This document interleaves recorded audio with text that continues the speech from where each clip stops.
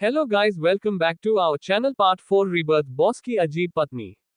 Chapter 31 परिवार का reaction. Delhi शहर, सक्सेना परिवार की पुश्तैनी हवेली।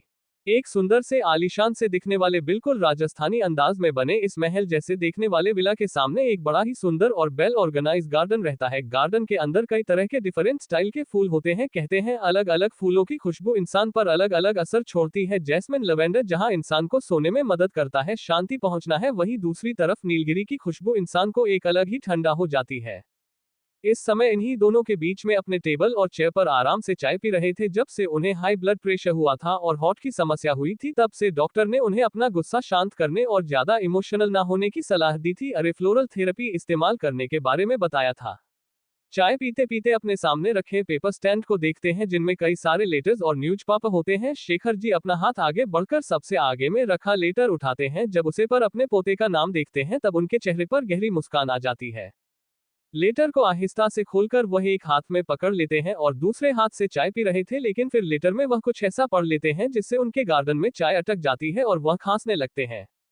उनके जोर जोर की खांसने की आवाज सुनकर के पास में ही मौजूद एक माली, जो कि समय फूलों की सिंचाई कर रहा होता है, जाकर उन्हें एक गिलास पानी थमा देता है। जल्दी से पानी पीने के बाद वह खुद को शांत करते हैं और फिर उसे माली की तरफ देखकर जोर से चलते हैं और कहते हैं, जाओ जल्दी जाओ, जाकर रमेश को बुलाओ।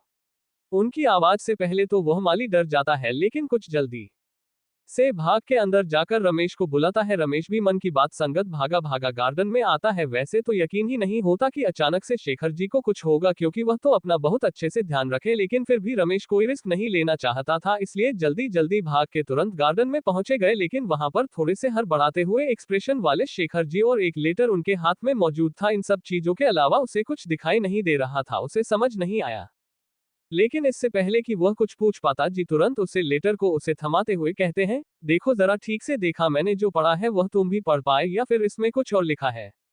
उनकी बात सुनकर रमेश इस लेटर को पढ़ता है, लेकिन जैसे जैसे उसे करने लगता है उसकी आंखें फैलकर चौड़ी हो जाती है। उसे यकीन नहीं होता है छोटे राक्षस ने शादी कर ली और उसकी पत्नी प्रेग्नेंट भी है। वह कितने ज्यादा घबरा जाता है, लेटर छोड़कर जमीन पर गिर जाता है।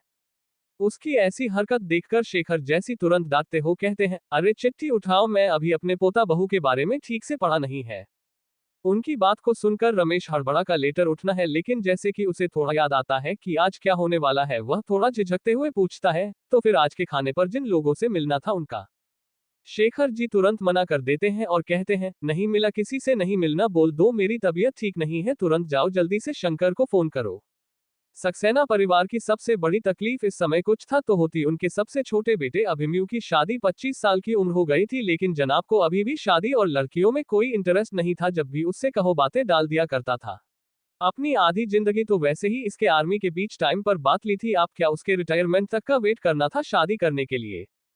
इसीलिए घर के बड़ों ने मिलकर फैसला लिया कि वह लोग अभी किसी अच्छी लड़की को देखकर उसे कसकर लेंगे और उसी के साथ अभिमन्यु का वेडिंग सर्टिफिकेट बनवा देंगे। फिर जब अभी वाले को टाइम मिलेगा तब शादी रखवा दिया जाएगा। वैसे भी कानूनी शादी से बढ़कर कोई शादी होती है भला।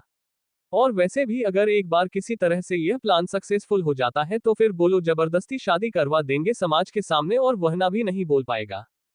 इसी प्लान के तहत अभिमन्यु के माता पिता और दादरी तीनों अपनी अपने लिस्ट की लड़कियां लेकर बैठ गए थे और फिर अभिमन्यु के माँ ने सारी लड़कियों को रिजेक्ट करके अपनी पसंद की एक लड़की को छोड़ा और आज इस और उसके मम्मी पापा को खाने पर बुलाकर सारी चीजें फाइनल करने वाली थी।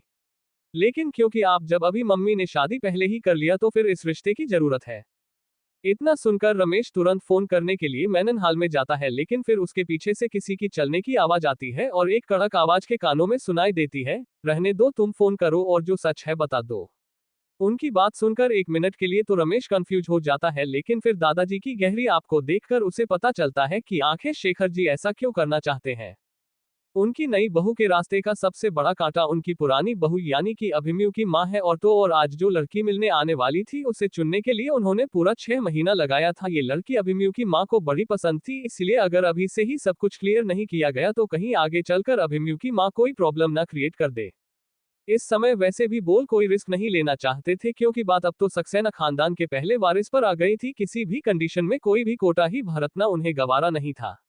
दूसरी तरफ एक छोटे से नॉर्मल साइज की यूरोपियन शैली बनाकर अंदर इस समय एक 40 साल की औरत एक लड़की का हाथ पकड़े सोफे पर बैठी हुई उसे को समझ रही थी। उसे औरत ने लाइट ब्लू कलर की बड़ी सुंदर सी साड़ी पहन रखी थी, उसके बाल बड़े लंबे लंबे थे, कमर तक आते थे और उसे देखकर कोई नहीं कह सकता था कि वो तीन बच्चों की माँ है। चलने से दो की तो शादी हो गई है और तीसरे की हो गई है, लेकिन उसे पता नहीं है और वह फिर से करवाने वाली है।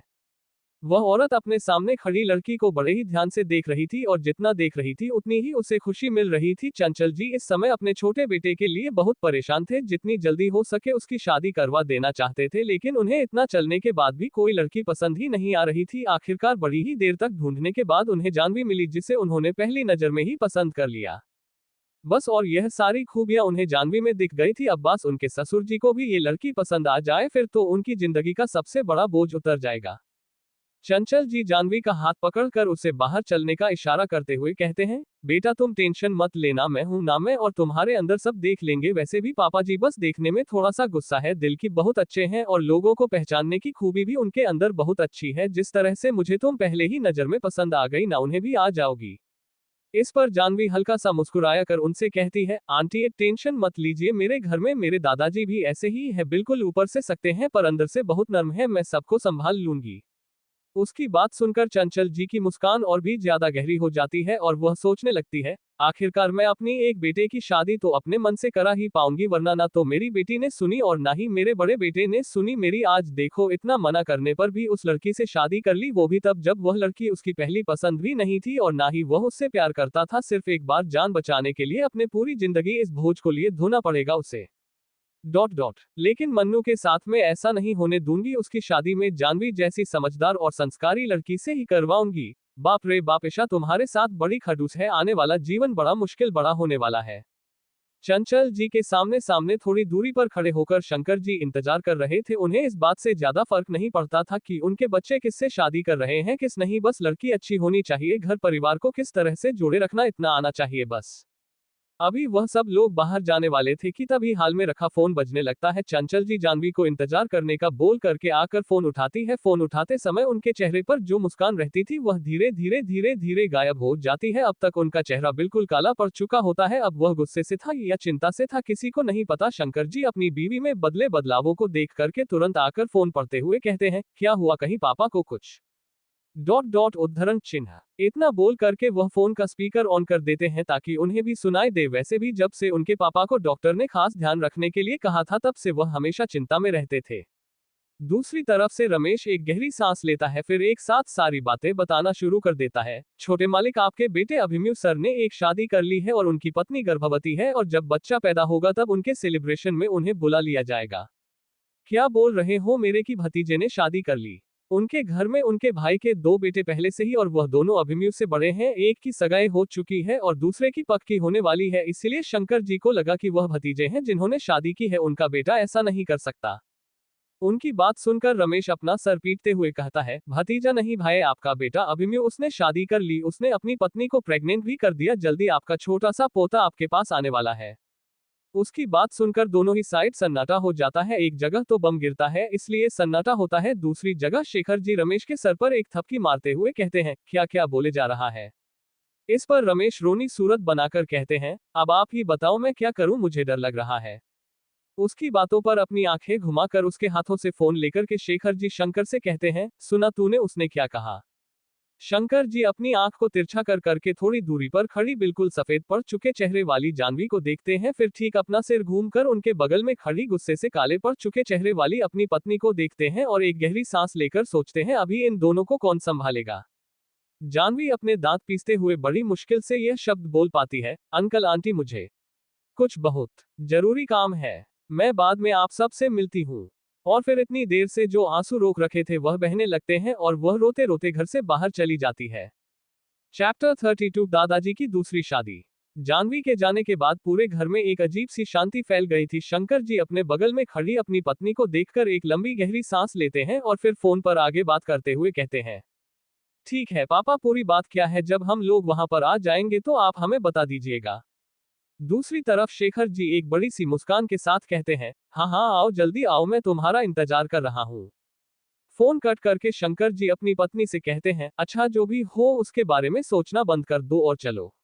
अच्छा ही होता है यह नहीं रहते। अब जब उन्होंने ये सब कह दिया था तब चंचल जी ने बोलना शुरू कर दिया, चलो अब तो चलना ही पड़ेगा ना, आपके बेटे ने इतना बड़ा काम जो कर दिया, मेरी तो ये समझ नहीं आता कि आखिर वह उसे लड़की से मिलकर और इतनी कम समय में इतना सब कुछ, उसे ठीक से ये भी नहीं पता है कि वह लड़की कैसी है, किस तरह की है, बस एक रात में शादी का फैसला ले लिया। शंकर जी भी उसे देखते हुए कहते हैं, मेरा बेटा भूल गई, वह हमारा बेटा है। जब भी हमारे बच्चे कुछ अच्छा करते हैं तो वह तुम्हारे बच्चे होते हैं, और कुछ बुरा करते हैं तो मेरे बच्चे हो जाते हैं। और किस तरह की जान पहचान की बात कर रही थी अभी, अगर उसने जानवी से शादी की होती तो क्या वह उसे जानता? उसने तो उसकी शक्ल भी ठीक से नहीं देखी होती, कम से कम अभी उसने जिससे शादी की है उसे लड़की की उसने शक्ल तो अच्छी है, इसमें उसकी मंजूरी तो है। और वैसे भी अभिमन्यु बच्चा नहीं है, बहुत समझदार है, वह ऐसे ही कोई फैसला थोड़ी ना लगा। इतना कहकर वह वहां से बाहर जाने लग गए। शंकर जी को कभी भी अभिमन्यु का यह फैसला गलत नहीं लगा। उन्हें तो हमेशा यही लगता है कि एक आदमी को हमेशा अपनी पसंद की लड़की से ही शादी करनी चाहिए, और फिर अभिमन्यु ने कुछ गलत थोड़ी ना किया है। ऐसा तो नहीं है कि यह लड़की बिल्कुल है अनजान है। अरे इसके दादाजी से उनके पापा की अच्छी खासी दोस्ती थी, यहाँ तक की जान भी बचाई थी, तो फिर इतना रिश्ता तो बहुत है शादी के लिए। लेकिन शंकर जी इतने साल से शादीशुदा होने के बाद भी यह बात भूल गए कि मर्द के सोने के तरीके में और औरत के सोने के तरीके में बहुत बड़ा अंतर होता है। एक औरत को कभी अच्छा नहीं लगता कि उसका पति उसकी बात को काटकर किसी और की साइड लेकर बोले, फिर चाहे वह कोई और उसका खुद का बेटा ही क्यों ना हो। यहाँ पर भी कुछ ऐसा ही हुआ था, जाने अनजाने में ही शंकर जी ने ईशा के लिए मुसीबत बढ़ा दी थी। दूसरी तरफ दादाजी अपने हाथ में लेटर लेकर उसे बार बार पढ़े जा रहे थे। उनकी खुशी का तो ठिकाना ही नहीं था। जब भी वह इस बारे में सोचा करते थे कि किस तरह से सिर्फ 6 महीने के अंदर उनके हाथ में एक पर पोता या पर पोती होगी, छोटे छोटे नन्हे नन्हे बच्चे उनके आगे पीछे घूमेंगे, इतना सोच करके ही उन्हें ऐसा महसूस हो रहा था जैसे वह 10 साल छोटे हो गए हैं। इतना सोचकर दादाजी जोर जोर से हंस रहे होते हैं। शंकर जी और चंचल को हवेली वाली जगह पर पहुंचने में 1.5 से 2 घंटे का वक्त लगता है। वैसे तो पहले सब लोग साथ ही में रहते थे, क्योंकि बेस कैंप में कभी भी किसी भी काम की वजह से शंकर जी को जाना पड़ सकता था, और फिर बिजनेस से रिलेटेड चीज भी उनकी दिल्ली में ही थी। लेकिन शेखर जी जब रिटायर हुए उससे कुछ ही साल बाद उन्हें हार्ट की समस्या हो गई, और डॉक्टर ने उन्हें शहर की भीड़ भाड़ से दूर किसी शहर जगह रहने के लिए सलाह दी, इसलिए वह हवेली आकर रहने लग गए। हवेली से शहर करीब 1.5 से 2 घंटे की दूरी पर है। हवेली पहुंचकर चंचल और शंकर सीधा अपने पापा से मिलने गए थे, जो कि इस समय सोफे पर बैठे बैठे मुस्कुराए जा रहे थे। उन दोनों को देख करके शेखर ने लेटर को उठाकर के सबसे पहले शंकर को थमा दिया। लेटर को लेकर के दोनों पति पत्नी एक जगह गुट बनाकर बैठ गए और एक साथ पढ़ने लग गए। पूरा लेटर पढ़ने के बाद सबसे पहले चंचल बोलती है, क्या गांव वाली से शादी कर ली? उद्धरण चिन्ह। ये सुनकर तुरंत ईशा की साइड लेते हुए अभिमन्यु के दादाजी कहते हैं, क्या मतलब है गांव वाली से शादी कर ली? मेरे दादाजी भी गांव वाले ही थे, और जब मैं छोटा था तो मुझे भी गांव में जा जाकर कभी कभी सब्जियां उगानी पड़ती थी, यहाँ तक कि शंकर ने भी चावल के बीज लगाए हैं। तो फिर गांव वाला होने में क्या तकलीफ है? और वैसे भी ऊपर जाने के लिए हमेशा नीचे से शुरुआत करनी पड़ती है, और जो इंसान अपनी जड़ों को भूल जाता है उसके सपनों का पेड़ कभी नहीं होता। उनकी डांट सुनने के बाद चंचल जी का मूड और खराब हो जाता है, और वह सोचने लगती है, मुझे ना सच में बहुत बुरा लगता है जब भी मैं किसी को ये बोलता हूं ना कि मेरे पापा जी बहुत अच्छे हैं। शंकर जी अपने पापा को देखकर कहते हैं, लेकिन फिर भी आपने ठीक से पता करवाया है ना? उसकी बात सुनकर शेखर जी थोड़ी सी नाराजगी के साथ कहते हैं, तुम चिंता मत करो, सोनी के पति ने पता करवा लिया है। सोनी के पति इस इक्वल टू अभिमन्यु के फूफा जी कमिश्नर साहब। और वैसे भी हमें ये बात याद रखनी चाहिए कि वह किसकी पोती है। आज अगर उसने गांव जाने का फैसला नहीं लिया होता तो वो मेरी बराबरी पर खड़ा होता। चंचल की सोचती है, क्या फर्क पड़ता है, आखिर में उन्होंने गांव जाने का फैसला लिया है, वह गांव जाकर रहने ही लग गए और गांव वाले बन गए, और अपनी पोती को भी गांव वाला बना दिया। इतना बोलकर चंचल जी को कुछ याद आता है, और वह दोनों बाप बेटे के बीच में बोलती है, अच्छा ये जो लड़की है ईशा, ये अपने दादाजी की पहली पत्नी से जो बेटा है उसे है ना? उनकी बात सुनकर शेखर जी एक गहरी सांस छोड़ते हैं और कहते हैं, सही कहा तुमने, भाभी के जाने के बाद बुरी तरह से टूट गया था मेरा दोस्त, इसीलिए सब कुछ छोड़ छाड़ कर बस अपने काम में ध्यान देने लग गया। तब तो उसका बेटा भी आर्मी में था, ट्रेनिंग करता था, लेकिन फिर संजना से मिलने के बाद संजना के परिवार वालों ने शादी करवाने के लिए फोर्स किया। शादी तो कर ली, पर इस बात से उसका बेटा नाराज हो गया। उसने बात करना बंद नहीं किया अपने पिता से, लेकिन झिझक तो हो ही गई थी। बाद में फिर उनके 2 बच्चे हुए, सब कुछ ठीक चल रहा था, लेकिन फिर पता नहीं क्या हुआ, मेरे दोस्त ने गांव जाने का फैसला किया। इसी बात पर उन दोनों के झगड़ा होने लग गए। रोज रोज के झगड़ों से तंग आकर के फिर संजना ने ईशा के दादाजी को डिवोर्स दे दिया, यहाँ तक कि उसके दोनों बच्चों ने अपनी माँ का सरनेम उसे करना शुरू कर दिया और अग्रवाल लगना स्टार्ट कर दिया। पूरी बात नहीं समझ पाने के कारण चंचल एक बार पूछता है, पर मैंने तो सुना था कि वह लोग बहुत अच्छे से कम कर रहे हैं, बहुत अच्छे से रह रहे हैं, मुझे नहीं पता था कि इन सब के पीछे इस तरह का बात है। अपने पिता का सरनेम तक छोड़ दिया। इस बात पर शेखर जी एक गिलास पानी पीते हुए गिलास को बड़ी तेजी से रखते हैं और गुस्से में कहते हैं, किसी भी पिता के लिए इससे ज्यादा बेइज्जती की बात और क्या होगी कि उसके खुद के बच्चों ने उसे अपने से इनकार कर दिया। इसी कारण की वजह से दुखी होकर के मेरे दोस्त ने शहर का सब कुछ शहर छोड़कर खाली हाथ गांव गया। वहां जाकर उसे उसके बेटे की मौत के बारे में पता चला और तब से वह अपनी पोती के साथ ही है।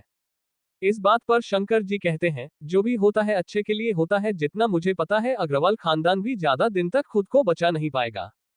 आपदा में अवसर तलाशते हुए चंचल को एक मौका मिला, उसने लपक लिया और कहा, फिर आपको नहीं लगता कि हमें अग्रवाल खानदान से दूरी बना लेनी चाहिए? पर हम तो उल्टा रिश्ता कर रहे हैं। इस बात पर अभिमन्यु के दादाजी को गुस्सा आ जाता है और वह कहते हैं, तुम्हारा क्या मतलब है खाने का? मैंने तुम्हें अभी बताया ना, ईशा का और उसके दादाजी का अग्रवाल खानदान से कोई रिश्ता नहीं है। पिछले 15 साल से उन लोगों के बीच में कोई बातचीत नहीं हुई है। उन लोगों ने ये तक पता नहीं लगाया कि उनका आप जिंदा है या मर गया। तो फिर जब खुद गड्ढे में गिर रहे हैं तो क्या उसे बूढ़े इंसान को भी जाकर खींचेंगे? तुम्हें चिंता करने की कोई जरूरत नहीं है। वैसे भी सबको अपने कर्मों का फल भोगना पड़ता है। संजना और उसके पापा के अंदर बहुत घमंड था, अगर वह थोड़ी परेशानी जेल भी रहे तो इसमें कोई बुराई नहीं है। इतनी देर में रमेश बाहर आता है और कहता है, सर खाना लग गया है, आप सब चलिए और खा लीजिए। उसकी बात सुनकर शेखर जी अपने सीट पर से उठाते हुए डाइनिंग रूम की तरफ जाते हुए कहते हैं, अब ये सब बातें यहीं बंद करो और अपने छोटे बहू के आने की तैयारी शुरू करो, साथ में अपने पोता पोती के आने की तैयारी अभी शुरू करो। छोटी बहू सुनकर चंचल का मुंह और भी ज्यादा गिर जाता है, लेकिन पोता पोती सुनकर उनके चेहरे पर थोड़ी नरमी आ जाती है। तीनों जन जाके डाइनिंग टेबल पर बैठ जाते हैं। आज का दिन बहुत अच्छा होता है, इसीलिए शेखर जी अपनी शराब की कलेक्शन में से एक विंटेज 80 साल पुरानी वाइन निकालते हैं। दोनों बाप बेटे थोड़ी थोड़ी शराब पीते हैं। कुछ देर बाद शेखर जी को नशा चढ़ जाता है और वह अनजाने में ही बोलने लगते हैं, वैसे सच में मन्नू को माना पड़ेगा, बहुत बड़ा छुपा रुस्तम, एक ही बार में बच्चा भी हो गया। और मेरी बहू ईशा, वह भी बड़ी अच्छी दिखती होगी, तभी तो अभी मैं खुद पर काबू नहीं रख पाया। पापा बस बहुत हो गया, चलिए आप लोग कुछ ज्यादा ही पी ली है। इतना कहकर शंकर शेखर जी को चुप करने लगते हैं, क्योंकि इस तरह से अपने घर के छोटे बच्चों के रिश्ते के बारे में डिस्कशन करना ठीक नहीं है। वह तो अच्छा है कोई बाहर वाला नहीं है, वरना क्या इमेज रह जाती। अरे तू क्या जानता है, लेकिन शेखर जी ने अब क्योंकि पूरी तरह से चढ़ा रखी थी, इसलिए वह और 2 बार बोलकर उसके बाद अपने कमरे में जाने के लिए तैयार होते हैं। अरे तू क्या जानता है मैं कितना खुश हूँ, मेरे सारे दोस्तों के परपुते अब उनके कमर तक आने लग गए हैं और मुझे आज तक खुशखबरी नहीं मिली। कम से कम अब जाकर मुझे मन्नू के ही सारे पोते का मुंह तो देखने मिलेगा।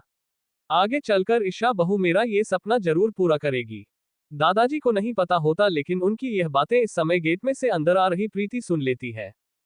प्रीति अभिमन्यु के बड़े भाई आदित्य सक्सेना की पत्नी होती है। खाने को तो दोनों की शादी को 2 साल हो चुके होते हैं, लेकिन अभी तक उन दोनों का एक भी बच्चा नहीं होता। उनकी शादी जिन हालातों में हुई थी और जिस तरह से आदित्य प्रीति के साथ बर्ताव करता था, उसे पता था कि आदित्य उससे प्यार तो नहीं करता। उसने जो भी कुछ किया है वह पुराना हिसाब चुकता करने के लिए किया है।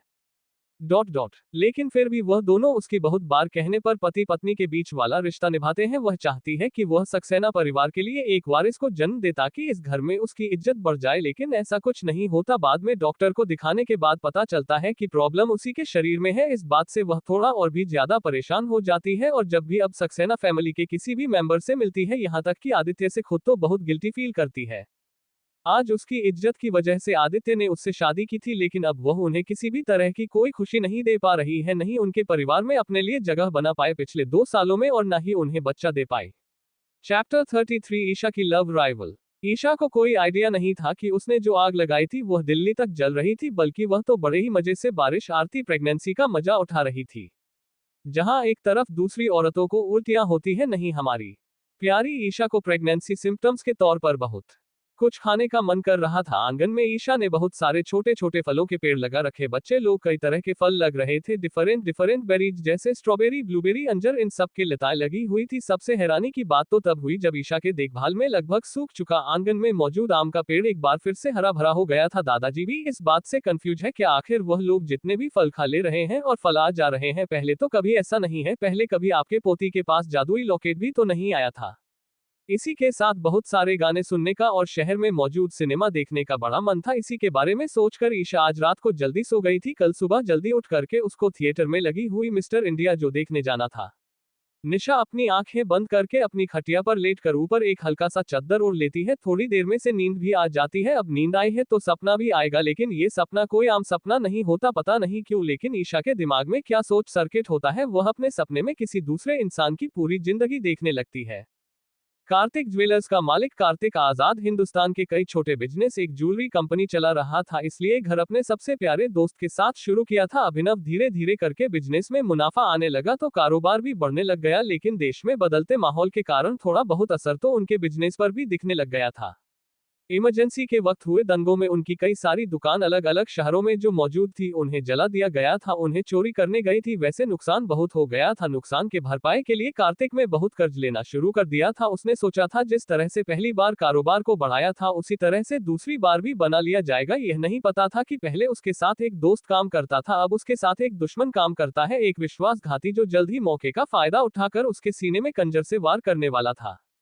कर्जे में डूबे कार्तिक के इकलौते बेटे मानव की तबीयत पूरी तरह से खराब हो जाती है। कार्तिक को अपने बेटे की चिंता दिन रात सताने लगती है। हमेशा से कम पढ़े लिखे होने के कारण कार्तिक के ज्यादातर कानूनी काम उसके पत्नी देखा करती थी, लेकिन इस समय क्योंकि उसके बेटे की तबीयत इतनी ज्यादा खराब हो गई थी और उसका बेटा ही उसका इकलौता वारिस था जिसे उसने आज तक उसे जो भी कुछ आया था सब सिखाया था। सिर्फ 10 साल की उम्र में ही वह कार्तिक से भी अच्छे गहने बना सकता था। आज उस भविष्य को अपनी आंखों के सामने कार्तिक कैसे मिटाने दे सकता था। उसने और उसकी पत्नी ने अपना सारा समय अपने बेटे की निगरानी में लगा रखा था। अचानक से बेटे के पेट में पथरी होने के कारण उसका ऑपरेशन कर रहा था, जिसके लिए तुरंत 50,000 रुपए की जरूरत थी। परेशान होकर उसने अपने दोस्त से मदद मांगी। अभिनव में बिल्कुल एक अच्छे दोस्त का फर्ज निभाते हुए एक सेठ से पैसे तो उसे दिलवा दिए, लेकिन धोखे से उसके दुकान के कागजातों पर भी अंगूठा लगवा लिया और देखते ही देखते कार्तिक के मेहनत से शुरू किए गए काम के ऊपर अपना हक जमा लिया। अपने बेटे के पूरी तरह से ठीक होने के बाद कार्तिक ने जब वापस काम पर जाने के बारे में सोचा तो उसे आधे रास्ते से ही घर वापस भेजकर अभिनव ने उसे खूब बेइज्जती किया।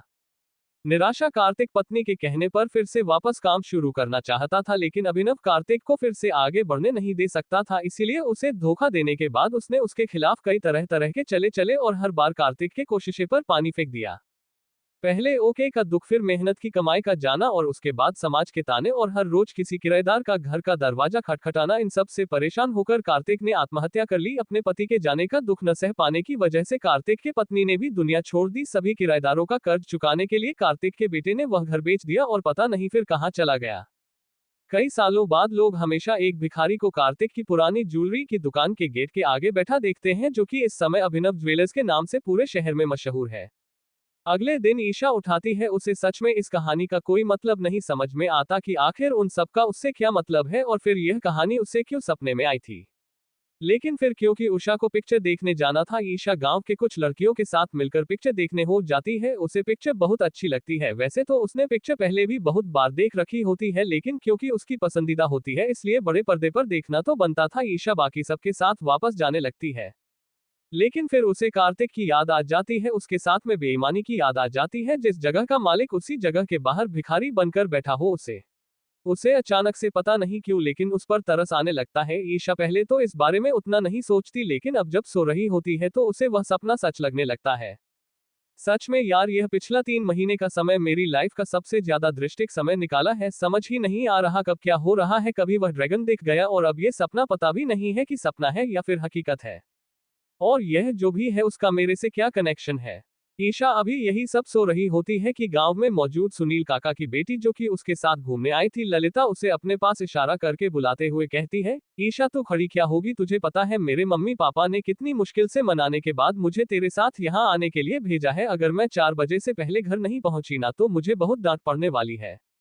अपने ख्यालों से बाहर आकर ईशा ललिता के साथ वापस जाने लगती है, लेकिन तभी इधर उधर देखते हुए उसकी नजर उसके लॉकेट पर पड़ती है, जो बड़ी ही हल्की रोशनी के साथ चमक रहा होता है। अब ये सपना सच है या हकीकत है या फिर कोई एक नई ताकत है, इस बात का पता लगाने का एक ही तरीका है, जाकर देखना पड़ेगा। ईशा वहीं पर रुककर ललित को रोकते हुए कहती है, मुझे अभी याद आया कि मुझे थोड़ा सा एक काम है, पास की दुकान पर तू जा, मैं आज जाऊंगी। पक्का ना तू आ जाएगी ना टाइम पर? ललिता उसे एक और बात पूछता है। इस पर ईशा हाँ में जवाब देती है तो ललित बाकी की सहेलियों के साथ घर चली जाती है। ईशा इस बार मार्केट की तरफ पढ़ते हुए थोड़ा अंदर जाने लगती है। आसपास के लोगों से पूछकर आखिरकार वह अभिनव ज्वेलर्स के पास पहुंचती है। ज्वेलरी शॉप के बाहर हमेशा की तरह भीड़ नहीं रहती जैसी पहले हुआ करती थी। ये देखकर रिश्ता थोड़ी चौंक जाती और वहीं पास के चाय वाले दुकानदार से पूछती है, भैया ये वही खाने की दुकान है ना जहाँ बहुत भीड़ होती, फिर अभी ऐसा कैसे कि एकदम खाली सा सब कुछ पड़ा है।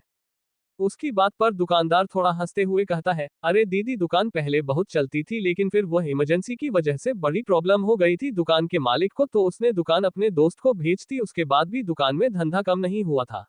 वह तो आप क्या है ना कि सब बड़े बड़े शहरों में जाकर अपने अपने काम शुरू करना चाहते। इस दुकान के मालिक ने भी किसी बड़े शहर के माल के साथ बात कर ली है, तो इसलिए अब जितनी भी अच्छी चीज है सब वही जाकर बेचने के बारे में सोचा। जब वहां धंधा अच्छा चलने लग गया तो छोटे से गांव में मौजूद इस दुकान पर इतना ध्यान कहां से दे पाएगा। कभी कभार जो लोग यहाँ घूमने के लिए आ जाते हैं वह लोग कुछ कुछ खरीद लेते हैं, नहीं तो सब कुछ सस्ता ही भेजते हैं ये लोग। उनकी बात सुनकर ईशा को समझ में आता है कि कार्तिक की दुकान को हड़पने के बाद, इसके परिवार को बर्बाद करने के बाद इस इंसान ने बड़ा कमाया है। ईशा एक बार दुकान के अंदर जाती है। दुकान के अंदर कई तरह तरह की ज्वेलरी है रहती है, लेकिन ये सब उतरी कुछ खास नहीं होती है। वहां पर इस समय एक लड़की अपने दोस्त के साथ खड़ी दुकानदार से कुछ बात कर रही होती है। लड़की दिखने में तो बड़ी अच्छे खानदान की लग रही होती, उससे कपड़े बड़े ब्रांडेड पहने होते हैं, दिखने में भी बहुत अच्छी सुंदर होती है। लेकिन उसका व्यवहार ईशा को समझ नहीं आता। पर इस समय ईशा इस बात पर इतना ध्यान नहीं देती, उसे पता नहीं था ना कि कितना बड़ा धमाका है ये। वह लड़की अपने बगल में खड़ी अपनी दोस्त को एक झुमका दिखाते हुए पूछता है, तुम्हें क्या लगता है मैं इसमें अच्छी तो लगूंगी ना? उसकी दोस्त उसका जवाब देते हुए कहती है, अच्छी तो लगेगी लेकिन मुझे लगता है कि हमें दिल्ली वाली ब्रांच से ही लेना चाहिए। पता है कितना नाम है इसका, यहाँ तक कि मेरे पापा ने भी इस जगह के बारे में बात किया था, लेकिन यहाँ पर इस गांव में जो ये दुकान है इसमें अच्छा सामान नहीं है, दिल्ली जाएंगे तब खरीदेंगे।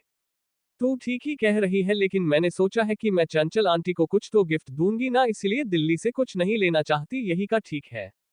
उसकी बात सुनकर उसकी दोस्त अपने सर हाथ पटकते हुए कहती है, तू कब उसका पीछा छोड़ेंगे विधि? तुझे पता है चंचल आंटी ने जानवी को सेलेक्ट किया है परफेक्ट कैंडिडेट के तौर पर। उसकी बात सुनकर वह लड़की विधि एक तिरछी मुस्कान के साथ अपने दोस्त को देखते और कहती है, इस बात से मुझे कोई फर्क नहीं पड़ता, जब तक शादी नहीं होती है तब तक मेरे पास चांस है, और अगर इसी तरह से शादी हो गई तो भी भगवान का क्या भरोसा कब किसे उठा ले। उसकी खतरनाक आवाज सुनकर उसकी दोस्त थोड़ा डर जाती है, लेकिन फिर भी हिम्मत जुटाकर कहती है, देख चंचल आंटी को पसंद आने के लिए जानवी ने पता नहीं क्या क्या किया है, इसलिए उससे डायरेक्ट पंगा लेना ठीक नहीं लगता मुझे। उसकी बात सुनकर विधि अपने बैग में से पैसे निकालकर सारे पैसे उसे ज्वेलर को थमते हुए वह ईयरिंग का डब्बा उठाकर अपने बैग में रखती है और बाहर जाते हुए कहती है, ए डोंट टेक केयर, अभिमन्यु तो सिर्फ मेरा है। पता नहीं भगवान का क्या कॉन्फ्रेंस रहता है कि विधि जिस तरह से जा रही होती है ठीक उसके उल्टी तरफ से ईशा दुकान के अंदर आ रही होती है, और उसकी बात सुनकर ईशा पलटते हुए उसे लड़की को जाते हुए देखते हैं और सोचती है, इसने अभी अभिमन्यु नाम लिया। तू भी नहीं, ऐसा पूरी दुनिया में नजारे कितने ही अभिमन्यु नाम के लोग होंगे, थोड़ी ना हो तेरे ही अभिमन्यु की बात कर रही है।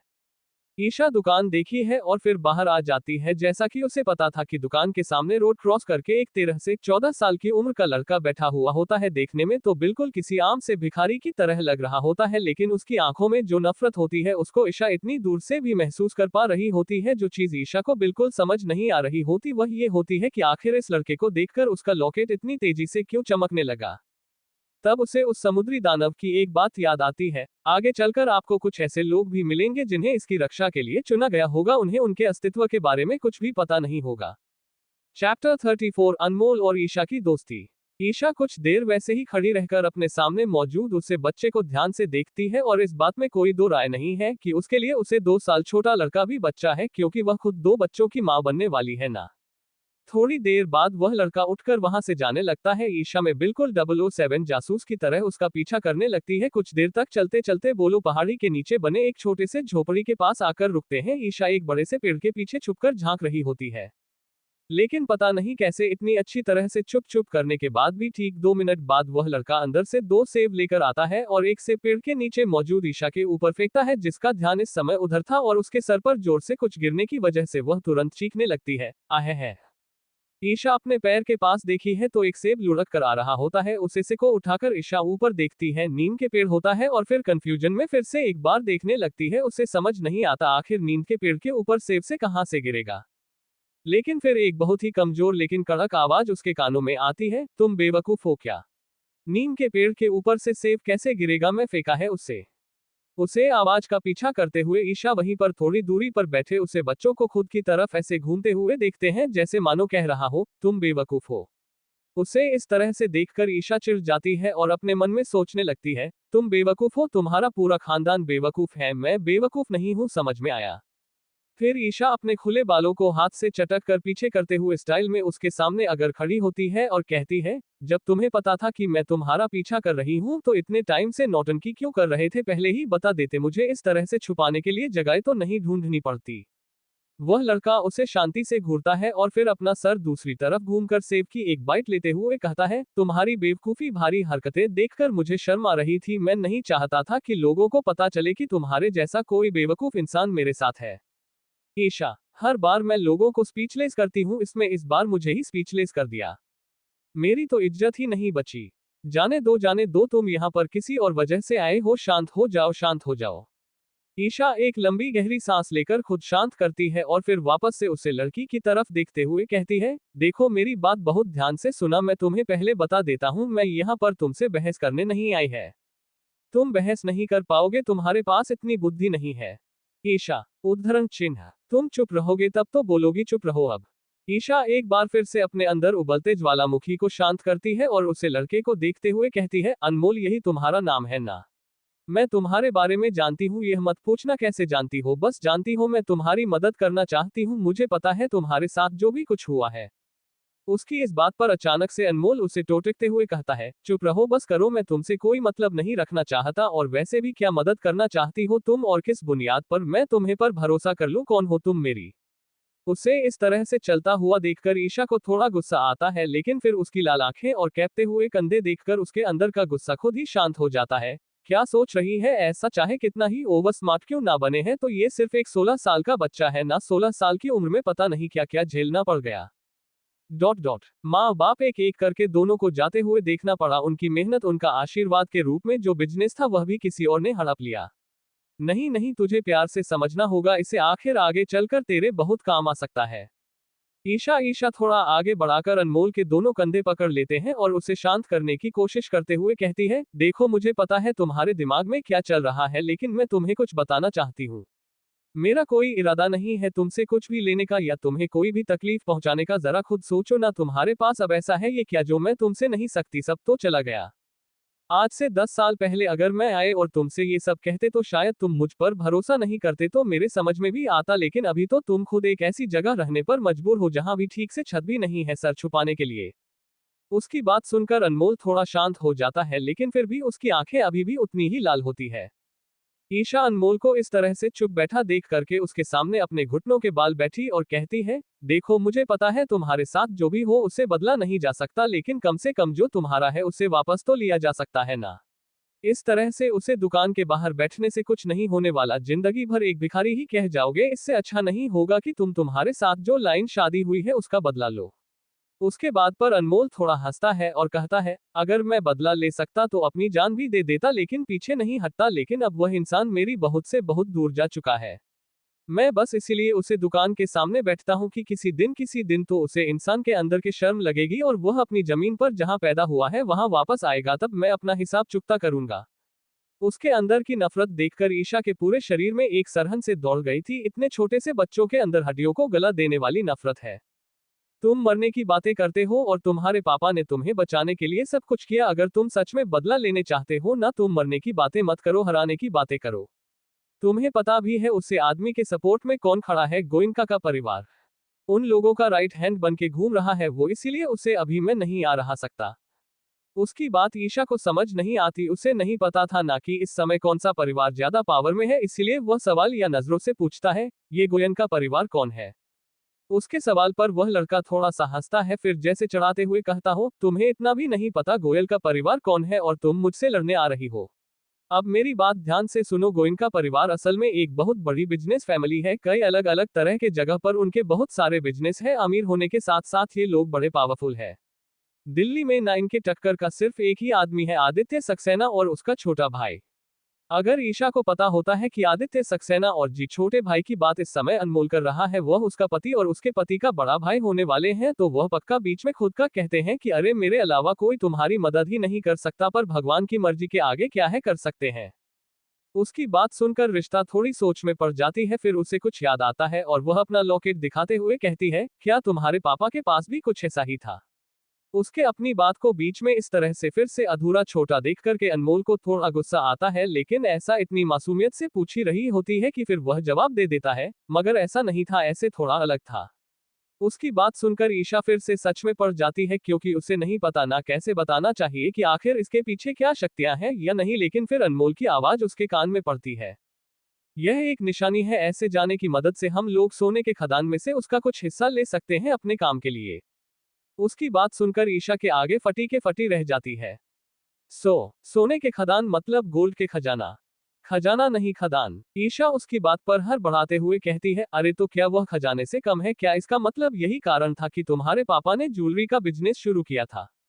हाँ बिल्कुल, लेकिन तुम ये सब मुझे क्यों बता रहे हो? क्योंकि उसे डर था कहीं है उसे सब कुछ बात कर फिर मार पीट कर काला नीला ना कर दे।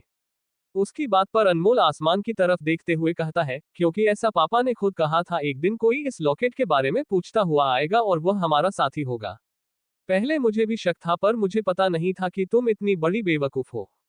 चुप रहो बच्चे कहीं के, ईशा अपने दिमाग में सोचती है, लेकिन फिर थोड़ा सा हंसते हुए कहती है, अच्छा है जो तुम्हें एहसास हुआ कि मैं तुम्हारी कोई दुश्मन नहीं है। अब मैं तुमसे साफ साफ बात कर सकती हूँ, मुझे पता है कि यह पेंडेंट कैसे ढूंढना, लेकिन इसके बदले तुम्हें मेरी मदद करनी पड़ेगी। मैं तुमसे इस बात का भी वादा करती हूँ कि जो भी कुछ तुम्हारा है ना, मैं तुम्हें वापस दिलवा दूंगी। और यह सब तुम कैसे करोगी? उसकी बात पर ईशा हल्का सा अपना सीना ठोकते हुए कहती है, देखो तुम्हें इस बात की चिंता करने की जरूरत नहीं है। मैं शादीशुदा हूँ और मेरा जो पति है वह आर्मी के बहुत बड़े ऑफिसर है, उनका परिवार भी दिल्ली में काफी अमीर है और उसका भी बहुत नाम है, इसलिए मैंने सोचा है कि मैं उनकी भी मदद लेने की कोशिश करूंगी। और फिलहाल के लिए हमारे लिए सबसे जरूरी है ये पेंडेंट वापस लाना, क्योंकि पहली बात इस पर तुम्हारा है क्या और ये तुम्हारा है। दूसरी बात, कोई चाहे कितनी भी कोशिश कर ले उसे इसके बारे में तो कुछ पता नहीं होगा। तीसरी और सबसे जरूरी बात, एक बार ये तुम्हारे हाथ लग जाएगा तब वह दिन में दूर नहीं है जब तुम खुद इतने बड़े हो जाओ कि उससे अभिनव का बिजनेस हड़प। इसीलिए अभी के लिए तुम ये सब बातें बंद करो और मेरे साथ घर चलो।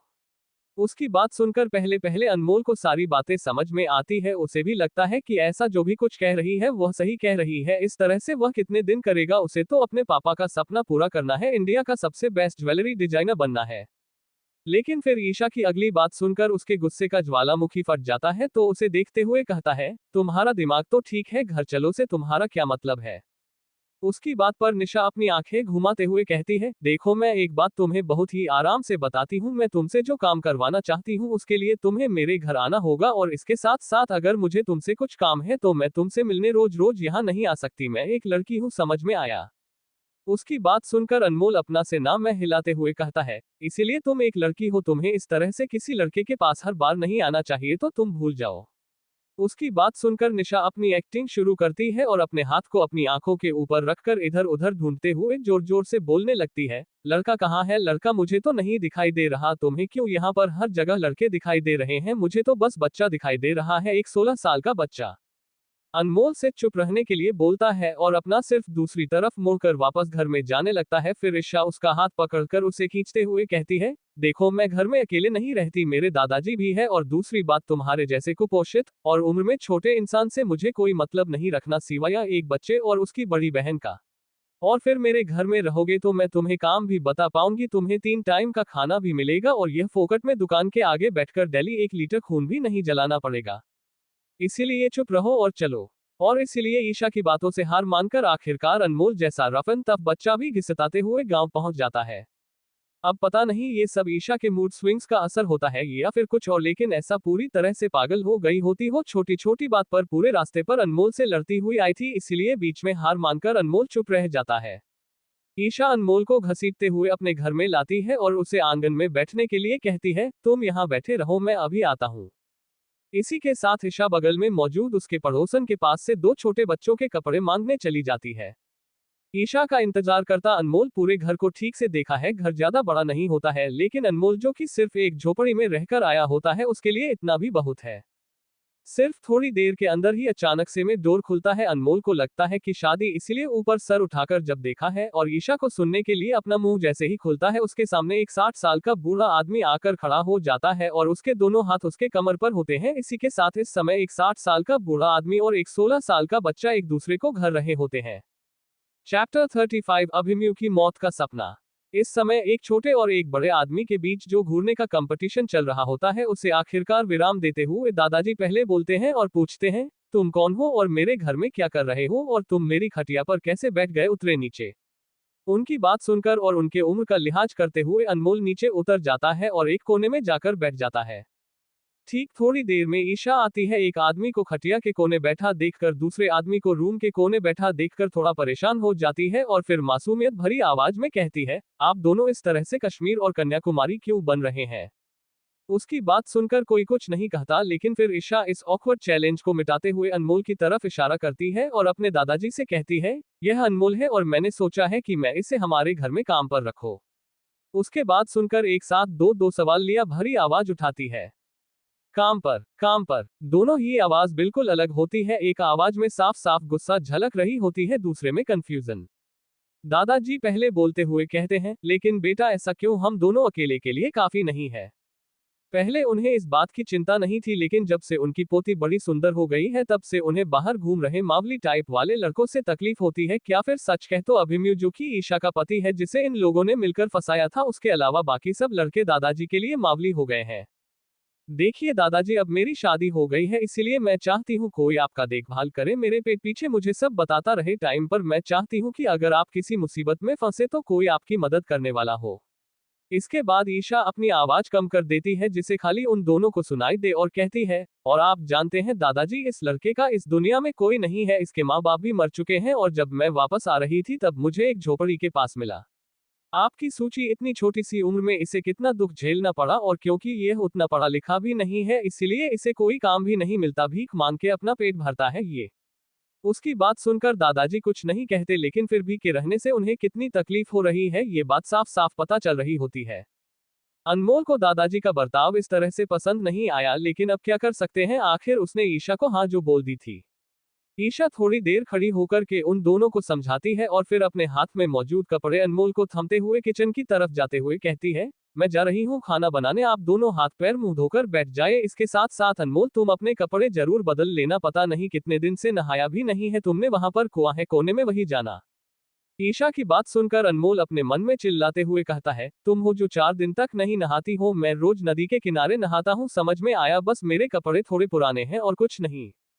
सिर्फ दादाजी की तरफ हल्का सा सर हिलाकर कुएं के पास जाकर नहाने लगता है। दादाजी उठकर अनमोल के पास जाते हैं और उसे देखते हुए बड़ी धीरे आवाज में कहते हैं, तुम इतना याद रखना, मेरी पोती की तरफ किसी भी गंदी नजर से मत देखना, मैं आर्मी का रिटायर्ड सोल्जर, समझ में आया।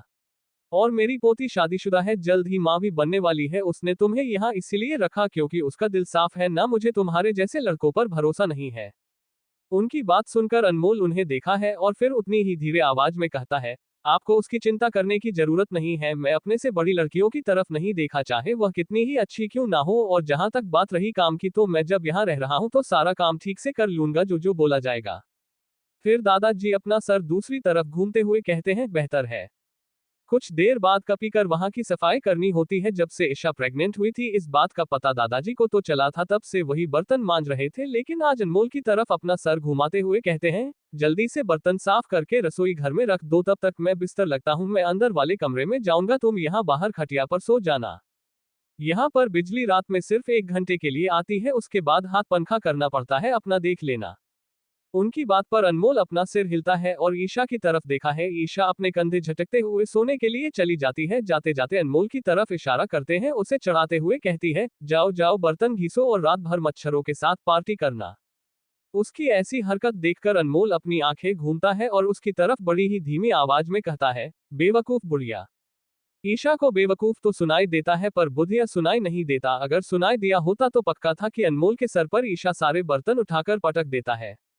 अगले दिन हमेशा की तरह सुबह उठकर नाश्ता करके खेतों के काम में वह लोग लग जाते हैं। इस बार अनमोल भी साथ रहता है। ज्यादातर काम अनमोल करता है। अनमोल से झगड़ा करने के और दादाजी को खुश करने के तरीके ढूंढती रहती है। दोपहर के समय खाना खाने के लिए जब वह वापस लौटते हैं तो खाना खाने के बाद दादाजी बाहर किसी से बात करने जाते हैं। तब उस समय ईशा अनमोल की तरफ इशारा करती है और उसे अपने कमरे में बुलाती है। अनमोल समझ जाता है कि अब ईशा उसे कुछ असली काम बताने वाली है, इसीलिए वह चुपचाप ईशा के कमरे के अंदर चला जाता है। लेकिन जब ईशा दरवाजा बंद करने वाली होती है तो अनमोल उसे मना कर देता है और कहता है, तुम्हारा दिमाग ठीक है या नहीं, दोपहर के समय दरवाजा मत बंद किया करो, खास करके तब जब मैं तुम्हारे कमरे में हूँ। ईशा जो अनमोल को बच्चों के कैटेगरी में रखती है, उसे अनमोल की बातें ठीक से समझ नहीं आ रही थी, लेकिन फिर भी वह दरवाजा नहीं बंद करती है। अनमोल ईशा की सारी हरकतें देख रहा होता है। ईशा अपनी सूट के सलवार के अंदर मौजूद एक पॉकेट में से एक चाबी निकलती है और फिर उसकी चौकी के नीचे झुककर पता नहीं कहां से लेकिन एक बैग निकलती है और उसे बाग के ऊपर लगे ताले को खोलती है। बाग के ऊपर थोड़ी धूल रहती है, इसलिए वह अनमोल से वहीं कोने में पड़ा एक बेकार सा कपड़ा मांगती है। अनमोल कमरे के उसे तरफ से कोई भी एक कपड़ा उठा लेता है, उसे लाने लगता है। वह कपड़ा जब ईशा को थमा रहा होता है तो उसे देखकर चौंक जाता है। असल में वह कपड़ा ईशा का पुराना पेंट होता है जो वो तब पहनती थी जब वह मोटी थी। इस समय अनमोल के दिमाग में एक ही सवाल आता है, इसे पहनता कौन था? लेकिन इस तरह से लड़कियों के कपड़ों के बारे में पूछना अच्छा भी तो नहीं लगता, भले ही वह लड़की लड़कियों के कपड़े ना पहनती हो तो क्या हुआ। ईशा बैग को साफ करती है और फिर उसके अंदर से कुछ ऐसा निकलती है जिसकी उम्मीद अनमोल को बिल्कुल नहीं होती। उसकी आंखें चंदिया जाती है ये सब देखकर। उसका मुंह खुला का खुला रह जाता है। हमेशा सड़े हुए एक्सप्रेशंस बनाकर घूमने वाले अनमोल के चेहरे पर इतनी हैरानी देखकर ईशा को बहुत अच्छा महसूस। कुछ भी कहो, बाप बाप होता है बेटा बेटा। आखिर मैंने इसे चौंका दिया ना। अनमोल जमीन पर बैठकर उसे चमचमाती हुई समाज को हाथ में लेता है और कही हुई आवाज में कहता है, इतनी सारी अनमोल हीरे, वह भी इतने असली, तुम्हारे पास क्या कर रहे हैं? बचपन से ही तरह तरह के ज्वेलरी को बनाने का अनमोल को शौक था, इसलिए किसी भी तरह के धातु को पहचानने की उसकी कला हमेशा से ही बहुत अच्छी थी। फिर चाहे वह सोना हो, हीरा हो या फिर प्लेटिनम हो, कुछ भी हो, इसलिए उसे बेहतर कोई नहीं जानता था कि इन हीरो की असली कीमत कितनी हो सकती है। ईशा अपने पेंडेंट की तरफ इशारा करते हुए कहती है, जिस तरह से तुम्हारे पास खजाना है ना, मेरे पास भी खजाना है। और इस पेंडेंट के होने का मतलब ही है कि हम दोनों को एक साथ काम करना है। तुम्हारा वाला मेरी तरह खास नहीं है, लेकिन वह फिर भी अपने आप में बहुत खास है, इसलिए मैंने तुम्हें यहाँ बुलाया। मैं चाहती हूँ कि तुम मेरे लिए इन हीरो की मदद से अच्छे अच्छे गहने बनाओ, फिर हम लोग अपने खुद की ज्वेलरी के दुकान की एक चेन तैयार करेंगे और जब हम लोग बहुत अमीर हो जाएंगे तब हम लोग अभिनव को पीछे छोड़ देंगे। उसकी बात सुनकर अब जाकर अनमोल को समझ में आ रहा था कि क्यों ईशा इतनी कॉन्फिडेंट लग रही थी जब उसने ये कहा था कि वह लोग इतने सक्सेसफुल बनेंगे कि अभिनव उनसे पीछे रह जाएगा। लेकिन इतना सब काफी नहीं था। वही ईशा को देखते हुए उसे बताते हुए कहता है, मुझे पता है तुम क्या कहना चाहती हो, मैं समझ भी रहा हूँ कि तुम्हारे कहने का मतलब क्या है, लेकिन शायद तुम्हें नहीं पता ज्वेलरी बनाना इतना आसान नहीं होता है। पहले इन हीरो को तरसना पड़ेगा, इसके लिए मुझे सामान चाहिए। इसके साथ साथ सिर्फ हीरो का कुछ नहीं बनता, इनको अच्छा डिजाइन देने के लिए मुझे थोड़ा सोना भी चाहिए होगा। उसकी बात सुनकर ईशा मुस्कुराते हुए कहती है, मुझे पता है तुम्हें औजार चाहिए, उनकी चिंता तुम मत करो। ईशा अपनी खटिया के नीचे जागती है और एक और बैग निकालकर अनमोल की तरफ फेंकते हुए कहती है, ये लो, इसके अंदर तुम्हारे काम की सारी चीज है। अनमोल उसे बैग को खोलना है तो उसके अंदर गहने बनाने के सारे औजार होते हैं, जिन्हें देखकर वह चौंक जाता है और ईशा की तरफ देखने लगता है। मुझे पहले से पता था कि तुम्हें इन सब चीजों की जरूरत पड़ेगी, इसीलिए मैंने दुकानदार से पूछ लिया था, उसने मुझे उसे हिसाब से सारी चीज दे दी। उसे लगा मैं सिर्फ पता कर रही हूँ, उसे थोड़ी ना पता था मैं जाकर खरीद लूंगी। लेकिन सोना, देखो वह तो मेरे पास नहीं है। मेरे पास पैसे हैं लेकिन इतने पैसे नहीं है कि मैं बहुत सारा सोना खरीद सकूं। मेरी माँ के कुछ पुराने ज्वेलरी पड़ी है, वह सारी सोने की है, मैं उन्हें पहनती नहीं हूँ, इसलिए तुम उन्हें इस्तेमाल कर लो। अनमोल अपना सर हाँ में हिलता है। ईशा उसे बड़ी ही धीरे आवाज में कहती है, लेकिन याद रखना दादाजी को पता ना चले, क्योंकि फिर उन्हें समझना बहुत मुश्किल हो जाएगा और मैं नहीं चाहती कि किसी और को पता चले। तुम्हें मैं सिर्फ इसलिए बता रही थी क्योंकि तुम्हारे पास पहले से ही ऐसा कुछ है और दूसरा कोई कारण नहीं है। अनमोल ईशा की तरफ देखते हुए उससे पूरा विश्वास दिलाते हुए पहली बार उससे अच्छे से बात करने की कोशिश करते हुए कहता है, तुम चिंता मत करो, तुमने जो मेरी मदद की है उसके बदले में इतना तो कर ही सकता हूँ। ईशा उसे देखते हैं और फिर खुद की तरह इशारा करते हुए कहती है, लेकिन क्योंकि मैं तुमसे उम्र में बड़ी हूँ इसलिए तुम्हें मुझे दीदी बुलाना पड़ेगा और आप भी कहना पड़ेगा। फिर से उसकी बच्चों जैसी हरकत देखकर अनमोल अपना सिर हिलता है और फिर बड़े ही धीरे आवाज में दांत पीसते हुए कहता, ठीक है दीदी। ईशा उठकर खड़ी होती है और अपने कपड़ों पर से धूल झाड़ने हुए कहती है, ठीक है मेरे प्यारे भाई, चलो जल्दी से यहाँ से सब सामान वहाँ रसोई के पीछे वाले कमरे में रख लो, उसे जगह पर दादाजी नहीं जाते। इसके साथ साथ ये ताला चाबी पकड़ो और हमेशा ताला चाबी लगा के रखना, जब दादाजी ना रहे सिर्फ तभी काम करना। अब मैं चलती हूँ, मुझे बहुत नींद आ रही है। इसी के साथ ईशा अपने कमरे में आराम से सोने लगती है। अनमोल उसे इस तरह से सोता हुआ देख करके सोचता है, क्या लड़की है। देखते देखते एक हफ्ता ऐसे ही बीत जाता है। अब ईशा पूरे 3 महीने की प्रेग्नेंट हो चुकी थी, क्योंकि सबसे रिस्की टाइम पीरियड बीत जाता है, इसीलिए अब वह थोड़ा रिलैक्स करती है। बीते 1 हफ्तों से अनमोल कम कर रहा था, आज फाइनली वह उसे उसका खत्म किया हुआ काम दिखने वाला होता है। ईशा बहुत एक्साइटेड रहती है। उसकी माँ ने उसके लिए जो गहने छोड़े थे ऐसा नहीं था कैसे अच्छे नहीं लगे थे, आखिर गहने किस अच्छे नहीं लगता, लेकिन वह गहने बहुत ही पुराने मॉडल के थे और ईशा को पता था कि आने वाले समय में इनका ट्रेंड पूरी तरह से खत्म हो जाएगा, इसलिए ऐसी चीज पहनने का कोई फायदा नहीं है, इसलिए उसने वह सारी चीज अनमोल को दे दी थी। दोपहर में जब दादाजी खाने के बाद थोड़ा टहलने के लिए जाते हैं तब अनमोल ईशा के कमरे में आकर एक छोटी सी कपड़े की गठरी को खोलता है और उसके अंदर का सामान देखकर ईशा बिल्कुल दंग रह जाती है, उसे तो समझ ही नहीं आता कि आखिर वह क्या कहे। उसके सामने चमचमाती हुई फ्लोरल डिजाइन की ज्वेलरी रहती है, उनके बीचों बीच जो अलग अलग रंग के हीरे उसने गुफा में से निकलकर सीधा अनमोल को दिए थे वह बड़े ही सुंदर तरह से तराश कर लगाए गए होते हैं। इतनी सुंदर लग रहा होता है, इसे देखकर के ईशा को अंदाजा लग जाता कि अनमोल एक बहुत ही अच्छा ज्वेलर है, इतनी छोटी सी उम्र में इतना अच्छा बना देना बाप रे बाप। अगर इस समय ये लेकर वह फ्यूचर में किसी ज्वेलर के पास बेचने जाती ना तो पक्का उसे एक बार में आज से 9 लाख रुपए मिल जाते आराम से। सिर्फ वहां एक हार नहीं होता है बल्कि उसे मैचिंग डिजाइन वाली इयररिंग्स, नाक की और 2 बैंगल्स होते हैं, इसी के साथ एक अंगूठी होती है। जो चीज ईशा को सबसे ज्यादा पसंद आती है वो बेंगल और अंगूठी होती है। ईशा तुरंत तूने उठाकर ट्राई करती है उसके हाथ पर, जो कि अब बहुत ज्यादा साफ हो गया था पहले से चमचमाता हुआ। ये हीरो वाला बैंगल बहुत अच्छा लग रहा है। अरे वह अनमोल, तू तो सच में अनमोल निकला, क्या चीज बनाए है तूने। उसकी बात सुनकर अनमोल अपनी आंखें घूमता है और कहता है, मुझे पता है लेकिन इतने से कुछ नहीं होगा, तुमने मुझे जितना सोना दिया है उसमें से आधा तो इसी में लग गया, बचे हुए में से मैं कोशिश करूँ तो ऐसे 2 और बना सकता हूँ, लेकिन फिर आगे मुझे और सोना और थोड़ा चांदी भी चाहिए। तुम इन सब चीजों को लेकर बिल्कुल चिंता मत करो, मैं कुछ करती हूँ इसके बारे में, अभी के लिए तुम वह बचे हुए 2 सेट बना दो फिलहाल के लिए, तो जो मुझे बहुत नींद आ रही है।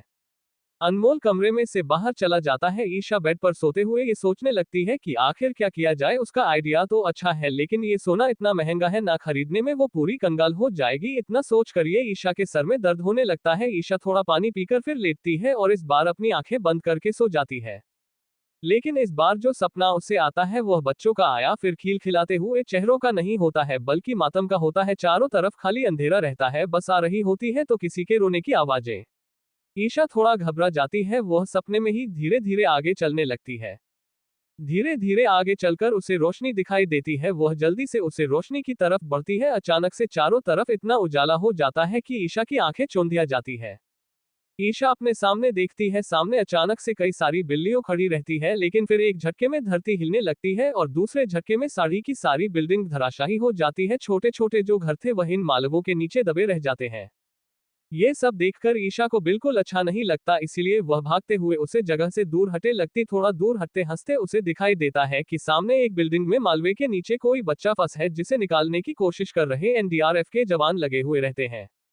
लेकिन एक साथ इतने सारे लोग फंसे रहते हैं कि अकेले उनसे कुछ नहीं होता। आर्मी की एक स्पेशलाइज्ड टुकड़ी भी वहां पर आती है। ईशा जब ध्यान से उनके लीडर को देखते हैं तो उसकी आंखें फटी की फटी रह जाती है। वही नीली आंखें, वही गठीला बदन, ट्राइसेप्स बाइसेप्स और वह शक्ल, वह चेहरा जिसे ऐसा दिन में न जाने कितनी बार याद करती है। अभिमन्यु बड़े ही धीमी आवाज में ईशा के मुंह से निकलता है, लेकिन उसके बुलाने पर भी उसकी तरफ कोई ध्यान नहीं देता। अभिमन्यु और उसके साथ है कुछ लोग तुरंत बाकियों की मदद में जुड़ जाते हैं। ईशा उन्हें काम करता देख रही होती है, लेकिन इतनी ही देर में भूकंप का तीसरा झटका भी लगता है और एक बार फिर से आसपास के जो कुछ बची कुची इमारतें रहती है वो हिलने लगती है। ईशा देख रही होती है कि किस तरह से अभिमन्यु चिल्लाकर बाकियों को वह जगह खाली करने के लिए कह रहा होता है, पीछे हटो, जल्दी से खाली जगह की तरह भागो। सबको वहां से जाने का बोल करके अभिमन्यु अपने वही मालवे में फंसे साथी की उठने में मदद करने लगता है कि इतनी देर में ईशा की आंखों के सामने एक बड़ी ऊंची सी बिल्डिंग, जो कि अभी तक आधी टूटी थी, वह पूरी तरह से टूटकर अभिमन्यु के ऊपर गिर जाती है। अभिमन्यु घबराहट के मारे ईशा अपनी आंखें खोलता है और उठकर बैठ जाती है। उसका पूरा बदन पसीने से भीग रहता है, उसकी सांसें लंबी लंबी चलने लगती है। उसकी चिक सुनकर अचानक से बाहर एक दूसरे से पता नहीं क्या बात कर रहे हैं दादाजी और अनमोल भागते हुए अंदर आ जाते हैं। तू ठीक तो है नायशुभ? दादाजी चिंता में उससे पूछते हैं। उनकी आवाज सुनकर ईशा लंबी लंबी सांस लेते हुए उनकी तरफ देखती है और मुस्कुराने की कोशिश करती है, लेकिन फिर उसकी नजर अनमोल पर पड़ती है। उसके दिमाग में इस समय एक ही बात घूम रही होती है, अनमोल वाली बात भी तो सच हो गई थी ना, कहे ये भूकंप वाली बात। इतना सोच करके अचानक से ईशा के सामने अंधेरा छा जाता है और वह बेहोश हो जाती है। चैप्टर 36 दिल्ली चली ईशा। ईशा के दिमाग में बार बार अभिमन्यु के ऊपर किस तरह से वह पूरी बिल्डिंग का मालवा गिर गया यही इमेज घूम रही होती है। उसका पूरा शरीर पसीने से भर गया होता है। आखिर में उसे और सहन नहीं होता और उसके आगे में फिर से खुल जाती है। वह तुरंत उठकर बैठकर लंबी लंबी सांस लेने लगती है। दादाजी जो भी बैठकर उसके उठने का इंतजार कर रहे थे तुरंत उसके पास आकर खड़े होते हैं और उसके सर पर हाथ फिरते हुए कहते हैं, यीशु बेटा तो ठीक तो है ना? आराम से तुझे अच्छा लगेगा। ये ले पानी पी ले। ईशा दादाजी के हाथ से पानी लेकर के तुरंत एक साथ में पी लेती है और फिर खुद को शांत करती है। फिर अपना सर उठा करके दादाजी की तरफ देखती है। दादाजी के चेहरा बिल्कुल मुरझा गया था। उनके चेहरे पर ईशा के लिए फिक्र साफ साफ नजर आ रही थी। उन्हें इस तरह से चिंता में देख करके ईशा पहले ठीक से दीवार के सहारे बैठ जाती है। फिर उनका हाथ पकड़कर हल्का सा सहलाते हुए कहती है, आपको मेरे चिंता करने की जरूरत नहीं है, मैं अभी ठीक हूँ। उसे हल्का सा मुस्कुराता देख करके दादाजी बार बार अपना सिर हिलाकर कहते हैं, अच्छा है तो ठीक है, बहुत अच्छा है, अच्छा हुआ तुझे कुछ नहीं हुआ।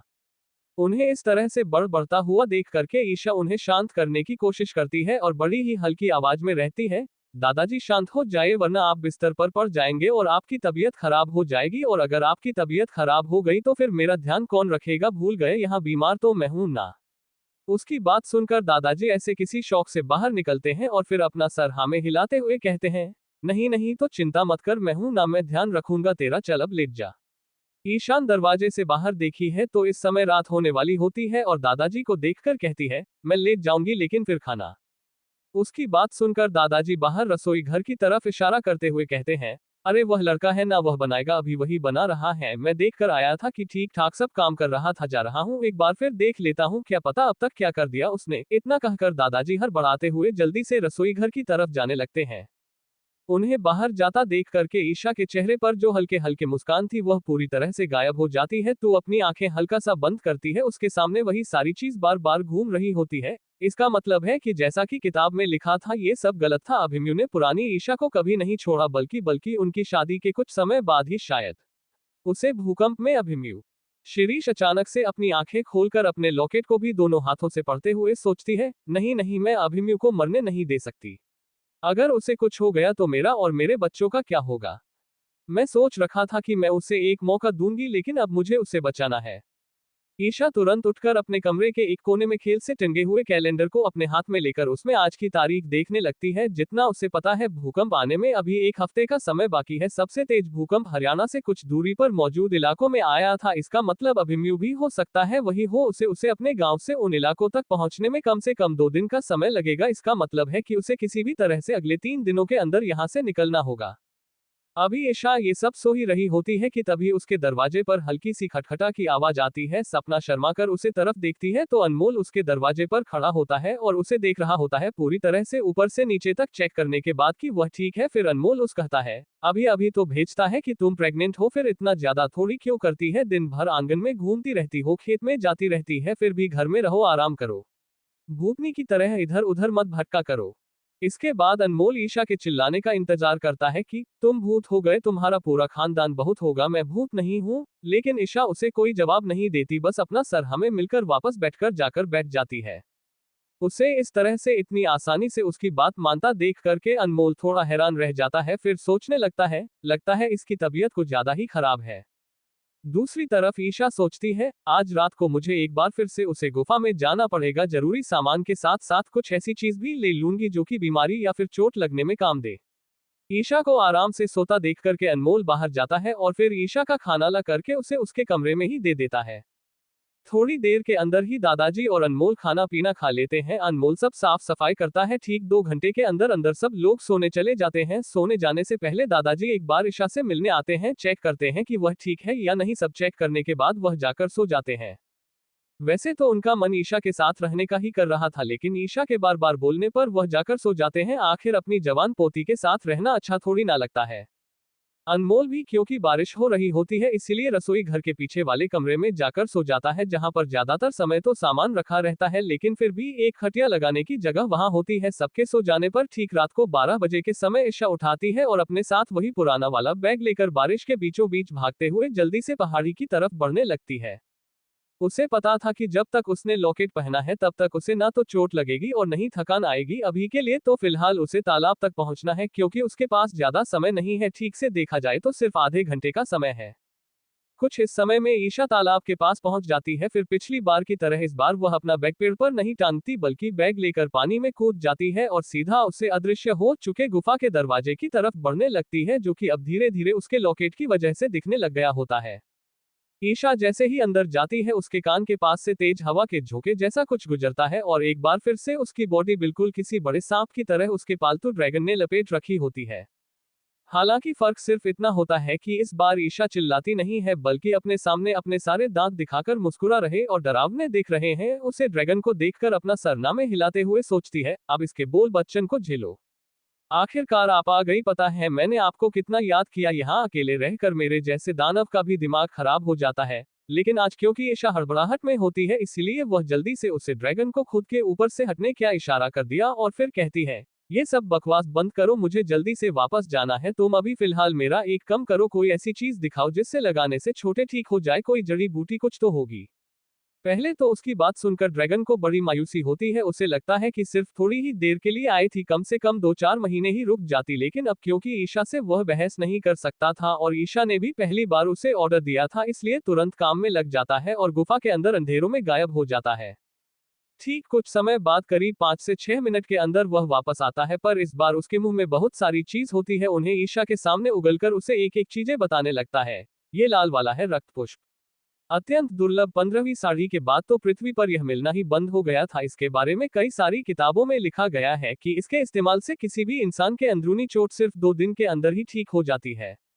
ये फूल जो कमल जैसा दिख रहा है पर इसमें इतनी सारी पंखुड़ियां हैं, इसे सहस्त्र कमल कहते हैं। इसके अंदर शक्ति है दुनिया के किसी भी जहर को ठीक करने के। प्राचीन लोग तो इसे अमृत की भी उपाधि दे दिया करते थे। ईशा उन सारी चीजों को बड़े ध्यान से देख रही होती है, उनमें से एक भी चीज होनी पहचान पाती, लेकिन फिर उसकी नजर किसी गोल गोल सी चीज पर पड़ती है। उसकी आंखें फटी की फटी रह जाती है। वह तुरंत उन्हें अपने हाथ में पकड़कर पूछने लगती है, ये तो क्लोरा है। उसके बाद सुनकर दूसरी तरफ से तो सवाल ही आता है, क्या कहा आपने, क्या है? ईशा एक बहुत बड़ी मुस्कान के साथ सामने खड़े ड्रैगन को देखते हुए कहती है, क्लोरा, इसकी मदद से तो किसी भी बीमारी को ठीक किया जा सकता है ना, लेकिन इसका तो विलुप्त में कई हजार साल हो गए। उसकी बात सुनकर ड्रैगन अपना शहर हमें हिलता कहता है, बिल्कुल आप सही कह रही है, लेकिन आपको कैसे पता? उसकी बात सुनकर ईशा के चेहरे से वह मुस्कान गायब हो जाती है और उसे करते हुए कहती है, तुम्हारी मालकिन मैं हूं, तुमसे बहुत ज्यादा स्मार्ट मैं हूं, तो मुझे नहीं पता होगा क्या? बिल्कुल, वाक्य कैसे बता सकती थी कि उसने बाय चांस इसे टीवी में देखा था फ्लैश होते हुए कि किसी ऐसे दुर्लभ फल के अवशेष पाए गए हैं जिसे संजीवनी की तरह किसी भी रोग या बीमारी को ठीक किया जा सकता था। वह ड्रैगन ध्यान नहीं देता और उसे आगे बताते हुए कहता है, जिसने भी बताया है बिल्कुल सही बताया है, लेकिन इसका नाम दुर्लभा है और यह किसी भी बीमारी को ठीक कर सकता है। दिल की बीमारी, दिमाग की बीमारी, कैसे भी बीमारी हो, और यह बहुत बहुत महंगा बिकेगा अगर आपने इसे भेजा तो। ईशा एकदम ध्यान से उसकी बातें सुनती है। उसकी बातें सुनने के साथ साथ वह एक और बात सोच लेती है कि घर जाकर पहले इन सारे दुर्लभ जड़ी बूटियां को अच्छे से रगड़ के साफ करेगी और फिर अच्छे से पैक करके रखेगी, वरना इस ड्रैगन ने तो पता नहीं कितने ही सालों तक अपना मुंह नहीं धोया होगा। ईशा को सारी चीज अपने बैग में रखती है। उसे इस तरह से रखता हुआ देख करके ड्रैगन उसे बताते हुए कहता है, इन सब जड़ी बूटियां की उम्र एक बार इस गुफा से बाहर जाने के बाद सिर्फ 15 दिन के रह जाएगी, इसलिए आपको अपने शक्तियों का इस्तेमाल करना होगा और इन्हें ऊर्जा देनी होगी।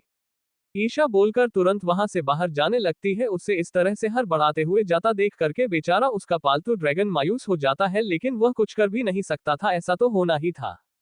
ईशा जल्दी से जल्दी गुफा से बाहर निकलती है, बोर हो गई होती है और फिर तुरंत घर की तरफ बढ़ने लगती है। दूसरी तरफ घर में अनमोल जाग चुका होता है, बाहर जाकर बाल्टी लेकर गाय का दूध निकालने लगता है। अभी वह बस अपना काम शुरू करने वाला होता है कि उसे जल्दबाजी में घर के अंदर जाती हुई ईशा दिखाई देती है। वह तुरंत उसे टोकते हुए कहता है, अरे तुम कहां से आ रही हो? उसकी आवाज सुनकर पहले तो ऐसा थोड़ा घबरा जाती है, लेकिन फिर जल्दी से लंबी लंबी गहरी सांसें लेकर खुद को शांत कर दिया और पलट के अपने सामने खड़े अनमोल की तरफ देखती और कहती है, कल दोपहर से मैं बस सो ही रही हूँ, परेशान हो गई थी, छोटे से कमरे में बंद रहे थे, सुबह जल्दी नींद खुल गई तो सोचा पहले चली जाती हूँ, लेकिन थोड़ा देर चलने के बाद ही पसीना आने लग गया, गर्मी है ना। उसकी बात सुनकर अनमोल कुछ नहीं कहता, बस वापस अपने काम में लग जाता है। ईशा वापस अपने कमरे में आ जाती देखते ही देखते हो दिल भी बीत जाता है, रात हो जाती है। जैसे जैसे समय बीत रहा होता है ऐसा भी घबराहट और ज्यादा बढ़ गई है, क्योंकि इस बार उसकी लड़ाई समय के साथ साथ मौत से भी होती है। और सब जानते हैं कि दुनिया में सबसे बड़ी ऐसी चीज है, टाल पाना बहुत मुश्किल है। आखिरकार सॉन्ग में जुदा कर दादाजी के पास रात के समय जाती है जब वह सोने वाले होते हैं और उनके बगल में बैठ जाती है। ईशा को अपने पास जाकर दादाजी खुश हो जाते हैं और मुस्कुरा कर कहते हैं, यीशु बेटा तू आज फिर से बचपन की तरह अपने दादाजी के पास सोना है। उनकी बात सुनकर ऐसा थोड़ा मुस्कुराती है, लेकिन फिर दादाजी का हाथ कसकर पकड़कर कहती है, दादाजी ने दिल्ली जाना चाहती हूँ। अनमोल जगह कोने में खड़ा होकर उनकी बातें सुन रहा होता है। अचानक से घबरा जाता है, उसका मन पूरी तरह से ब्लॉक हो जाता है। कैसे समझ नहीं आता कैसे अचानक से इस लड़की को क्या हो गया है। पहले 2 दिन से इतनी अजीब हरकतें कर रही है और अभी इसे दिल्ली जाना। लेकिन अनमोल अकेला नहीं होता है जो कि घबरा जाता है, दादाजी भी उतना ही घबरा जाते हैं और ईशा की तरफ भहुए सिसी कोड़कर चिंता में देखते हुए पूछते हैं, अचानक से तुझे दिल्ली क्यों जाना है? अपनी हालत देखी, तीसरा महीना खत्म हो चुका है, चौथा चल रहा है, ऐसे समय में तो घूमने जाएगी बाहर, और वैसे भी दिल्ली तो उसे अभिमन्यु के साथ जा सकती है, अकेले में तुझे वहां नहीं जाने देने वाला हूँ। जैसा कि ईशा ने सोचा था, लेकिन वह इस बार बहन सोच कर रही थी इसलिए, और दादाजी की तरफ देखते हो कहती है, लेकिन दादाजी आप नहीं जानते अभी मम्मी के दादाजी आपके दोस्त, उनकी तबीयत बहुत ज्यादा खराब हो चुकी है। पिछली बार अपने मन में जो चिट्ठी भेजी थी ना उसने उसने बताया था मेरा, तो तब से मैं जाकर देखने का पहले मैंने सोचा था कि मैं अभी मम्मी के आने का इंतजार करूंगी, फिर आप सोच रही हूँ कि अगर ज्यादा समय बीत गया तो मेरे लिए जाना मुश्किल हो जाएगा, और फिर अभिमन्यु पता नहीं अपने कौन से मिशन में गया है, उसे कितना समय लगेगा किसी को नहीं पता। उसकी बात सुनकर तो दादाजी भी चिंता में पड़ जाते हैं। आखिर अभिनंदन के दादाजी बहुत अच्छे दोस्त हैं, दोनों में साथ में कितनी सारी मुसीबत का सामना किया था, लेकिन फिर कुछ सोचकर कहते हैं, अगर अभिमन्यु नहीं पहुंच पाया है इसका मतलब यही है कि शेखर की तबीयत इतनी ज्यादा खराब नहीं होगी। उनकी बात सुनकर ईशा को अपना मौका मिलता है, वह तुरंत कहती है, बस इसीलिए मैं जाना चाहती हूँ दादाजी, अभी मैं किसी जरूरी मिशन पर गया है, कब लौटेगा नहीं पता, और अगर मैं वहां रहूंगी तो क्या पता उसका भी दिल लगा रहेगा, उसे भी चिंता नहीं होगी। और इसी बहाने में आपके लिए एक अच्छा सा डॉक्टर, आपको तो बहुत पहले मेरे साथ घूमने चलकर अपने आप को दिखवा लाना चाहिए था। उसकी बात सुनकर दादाजी फिर से कुछ कहना चाहते हैं, लेकिन ईशा उन्हें बीच में टोकते हुए कहती है, बस अब और आप नहीं बोलेंगे, मैं दिल्ली जाने वाली हूँ, दिल्ली जाकर मैं अभिमन्यु के बालाजी से और आपके लिए भी एक अच्छा सा डॉक्टर ढूंढ लेंगे, और मैं अपना पूरी तरह से ध्यान रखूंगी, वादा करती हूँ आपको टाइम टू टाइम फोन भी करूंगी, बस आप मुझे जाने दीजिए प्लीज। इतना कह दो दादाजी की तरफ देखने लगती है, वही थोड़ी दूर पर खड़ा अनमोल की दादाजी का इंतजार करने लगता है। चैप्टर 37 अभिमन्यु और ईशा के मुलाकात। ईशा के बार बार कहने पर आखिरकार दादाजी हर मांगी लेते हैं, अपने दिल पर पत्थर रखकर अपने सामने बैठिए अपनी प्यारी सी पोती को देखते हुए कहते हैं, ठीक है तो जा सकती है, लेकिन तुझे याद रखना होगा कि तुम इस बार अपने मन से जा रही है, अभिमन्यु तुझे लेनी नहीं आया, अगली बार मैं ऐसा नहीं होने देना चाहता। इस ईशा हल्का सा मुस्कुराकर बड़ी ही धीमी आवाज में कहती है, अभी जो मेरी हालत है उसमें यह मिलिट्री टाइप वाली शादी ही अच्छी है, लेकिन हमारी अगली एनिवर्सरी तक जो मेरे पास आपका नाती या नतनी होंगे तब एक बहुत बड़ी शादी का अरेंजमेंट करेंगे, और उसमें मेरा कन्यादान करना होगा आपको। उसकी बात सुनकर दादाजी थोड़ा गुस्सा होते हैं और हल्का सा डांट कर उसे कहते हैं, बिल्कुल नहीं करने वाला हूं, अब इसमें भी तो किसी और को बुलाने वाली है क्या? फिर दोनों जन एक दूसरे को थोड़ा देर घूमते हैं और फिर एक साथ खिलखिलाकर हंसने लगते हैं। उन दोनों की बॉन्डिंग देखकर पीछे खड़ा अनमोल भी हंसने लगता है और सोचने लगता है, पागल लड़की, पहले सबको टेंशन दे देती है फिर सबको खुश भी कर देती है। देखते ही देखते 2 दिन बीत जाते हैं। इन 2 दिनों में ईशा अपना सारा काम खत्म कर लेती है। जरूर का सामान दुकान से खरीद कर लाना, उसके ना रहने पर क्या क्या कैसे करना है दादाजी को समझना, सुबह का खाना बनाकर देने की जिम्मेदारी। वैसे तो उसका मन था कि वह सुनील काका की पत्नी को दे, लेकिन अनमोल कहता है कि उसे बहुत अच्छे से खाना बनाने आता है, इसीलिए फिर खाने पीने का ठेका अनमोल लेता है। इसी के साथ 2 मजदूर और लगाकर उन्हें अनमोल की मदद करने को ईशा कह देती है और शहर से निर्मल की मदद लेकर के घर में एक फोन फिट कर देती है ताकि वह दादाजी को कॉल कर सके। वैसे तो हर महीने ही दादाजी की पेंशन आ जाती है और इस समय घर में इतना कुछ खाने को उगा रखा गया है या फिर खरीद के रख दिया गया है, फिर अनाज भी मिलता है राशन के तौर पर, इसीलिए खाने पीने की तो कमी बिल्कुल नहीं होगी। फिर भी किसी जरूरत के लिए ईशा घर में 5,000 रुपए दादाजी के पास संभाल कर रखवा देती है। नीरज और उसके परिवार में से कोई अगर दादाजी अनमोल को आकर परेशान करता है तो उनसे निपटने का इंतजाम करते हुए ईशा निर्मल को बोल देती है कि वह हर 2-3 दिन में एक बार देखकर जाया करे। इसी तरह से सारा काम खत्म करने के बाद ईशा सीधा अनमोल के पास जाती है और उसके पास ठीक उसके पीछे खड़ा होकर उसके कान के पास जोर से चिल्लाती है, अम्मू। अनमोल के हाथ में एक औजार रहता है जिससे वह किसी हीरे की नक्काशी कर रहा होता है, लेकिन अचानक से इतने बड़े झटके के बाद उसके हाथ से गिर जाता है, ठीक उसके पैर पर गिरता है। दर्द के मारे खड़े होकर के अनमोल ईशा को गुस्से से देखने लगता है। उसके ऐसी शक्ल को देखकर ईशा बेचारों सा मुंह बनाती है और उसे देखकर कहती है, मुझे माफ कर दो अम्मू, मैंने जानबूझकर नहीं किया, बस मैं जब भी तुम्हें देखती हूँ ना मुझे तुम्हें परेशान करने का मन करता है। और फिर अपने दोनों हाथों से अनमोल के गालों को पकड़कर जोर जोर से हिलने लगती है। अनमोल अपने हाथ का इस्तेमाल करके उसके हाथ को अपने गालों से हटता है और अपने गालों को हल्का सा सहलाकर ईशा के बार बार अम्मू बोलने पर अपनी आंखें घूमते हुए कहता है, मैंने तुम्हें 5000 बार पिछले 3 दिनों में कह दिया है कि मुझे अम्मू मत बुलाया करो, अभी तक तुम्हारे समझ नहीं आया। ईशा अपने 32 के 32 दांत दिखाते हुए कहती है, तुम्हें किसने कहा था इतना प्यार देखने के लिए? तुम्हें अनमोल नाम से बुलाने से मुझे ऐसा लगता है जैसे मैं किसी बड़े इंसान को बुला रही हूँ। अम्मू कहाँ से? मुझे लगता है मैं अपने छोटे भाई को बुला रही हूँ। ईशा से हार मान करके अनमोल कुछ नहीं कहता, बस अपनी आंखें घूमने लगता है और फिर उसे आगे बोलने का इशारा करता है, मानो कह रहा हूं कि जो बोलना है जल्दी जल्दी बोलो, निकलो। ईशा से कुछ नहीं रहती बल्कि उसके हाथ में 1000 रुपए रख देती है और एक छोटी सी पोटली भी रख देती है। उन पैसों को देखकर अनमोल दंग रह जाता है। ऐसा नहीं था किसने कभी पैसे नहीं देखे थे, लेकिन वह सिर्फ तब था जब तक उसके पापा जिंदा थे। उसके पापा के जाने के बाद कभी किसी ने भी उसका ख्याल नहीं रखा, तो उसे पैसे देने के बाद तो दूर की अनमोल की आंखें लाल हो जाती है। उसकी आंखों को देखकर ईशा को ऐसा लगता है जैसे वह कभी भी रो देगा और इसे थोड़ा शांत कराते हुए कहती है, देखो अब रोना धोना मत करो। ये पैसे मैं तुम्हारे इस्तेमाल के लिए दिए हैं, वैसे तो मैं दादाजी को पैसे दे दिया है और उनकी दवाइयां भी खरीद कर रखती है, और अगर तुम मांगोगे तो दादाजी तुम्हें पैसे देने से मना नहीं करेंगे, लेकिन फिर भी और मैं बस इतना चाहती हूँ कि जब मैं ना रहूं तब तुम अपना और दादाजी का ध्यान रखो। तुम्हें चिंता करने की कोई जरूरत नहीं है, मैंने फोन लगवा दिया है, मैं टाइम टू टाइम तुम लोगों को कॉल करती रहूंगी किसी के साथ। मैंने फोन की ठीक बगल में एक पन्ना चिपकाए है, उसे पढ़ने के ऊपर सभी जरूरी लोगों के नंबर लिखे हुए हैं, अगर कुछ भी जरूरत लगे तो फोन कर लेना। खाने पीने की ड्यूटी ले रखी है तो दादाजी के टाइम पर खाने का दवाई खाने का ध्यान तुम्हें रखता है। इसके साथ ये तो सोने के गहने हैं, दादी माँ ने मेरे लिए रखे थे, मैंने देना तो नहीं चाहती थी, लेकिन अब इनका मेरे लिए क्या काम, मैं तो तुम्हारे बनाए हुए अच्छे अच्छे गहने पहनना चाहती हूँ, इसलिए तुम इनका इस्तेमाल करके और अच्छे गहने बना सकते हो। जब मैं ना रहूं तब सब चीजों की जिम्मेदारी तुम्हारी है, इसलिए ध्यान से करना। उसके बाद पर अनमोल अपना सर हिला देता है। इस बार वह ईशा से बिल्कुल बहस नहीं करता। उसे इतना शांत और उलझा हुआ बच्चा बनता देखकर ईशा मन से जाने लगती है, लेकिन अनमोल उसे पीछे से रोकते हुए बुलाता है, यीशु दीदी। उसके मुंह से दीदी सुनकर ईशा के चेहरे पर 440 वोल्ट की स्माइल आ जाती है और वह घूमकर उसे आगे बोलने का इशारा करती है, लेकिन इस बार अनमोल उसे वहीं पास में पड़े एक मटके में से कुछ निकाल कर दिखाता है, जैसे देखकर वह दंग रह जाती है। पिछली बार उसने जो ब्लू डायमंड दिए थे उसके बड़े ही सुंदर सकी और नेवी ब्लू में एक एक्सोटिक डिजाइन वाला ब्रेसलेट अनमोल उसके हाथ में रख देता है, जिसे देखकर ईशा हैरान रह जाती है और उसे देखने लगती है। अनमोल जिंदगी में शायद पहली बार थोड़ा सा शर्माते हुए कहता है, इसे मैंने अभी अभी बनाया है। देखा जाए तो तुम एक तरह से अपने ससुराल जा रही हो, तुमने अपने सारे सोने के गहनों में से ज्यादातर मुझे दे दिया है, इसीलिए पिछली बार के सेट के साथ यह ब्रेसलेट तुमसे हमेशा पहन सकती है, क्योंकि अभी तुम्हारी वह मंगलसूत्र वाली शादी नहीं हुई है बल्कि वह पेपर वाली शादी हुई है, इसलिए मुझे लगता है इतना ठीक रहेगा, वरना मैं तुम्हारे लिए बढ़िया बढ़िया चूड़ियां बनाता। उसके पेपर वाली और मंगलसूत्र वाली शादी की बात सुनकर ईशा जोर जोर से हंसने लगती है और हंसते हुए यहाँ से बाहर चले जाते हैं। दूसरी तरफ अनमोल का चेहरा पूरी तरह से लाल हो गया होता है और वह सोचने लगता है, चाहे मैं कितनी अच्छा काम क्यों ना करूं, ये लड़के मुझे हमेशा परेशान करती है।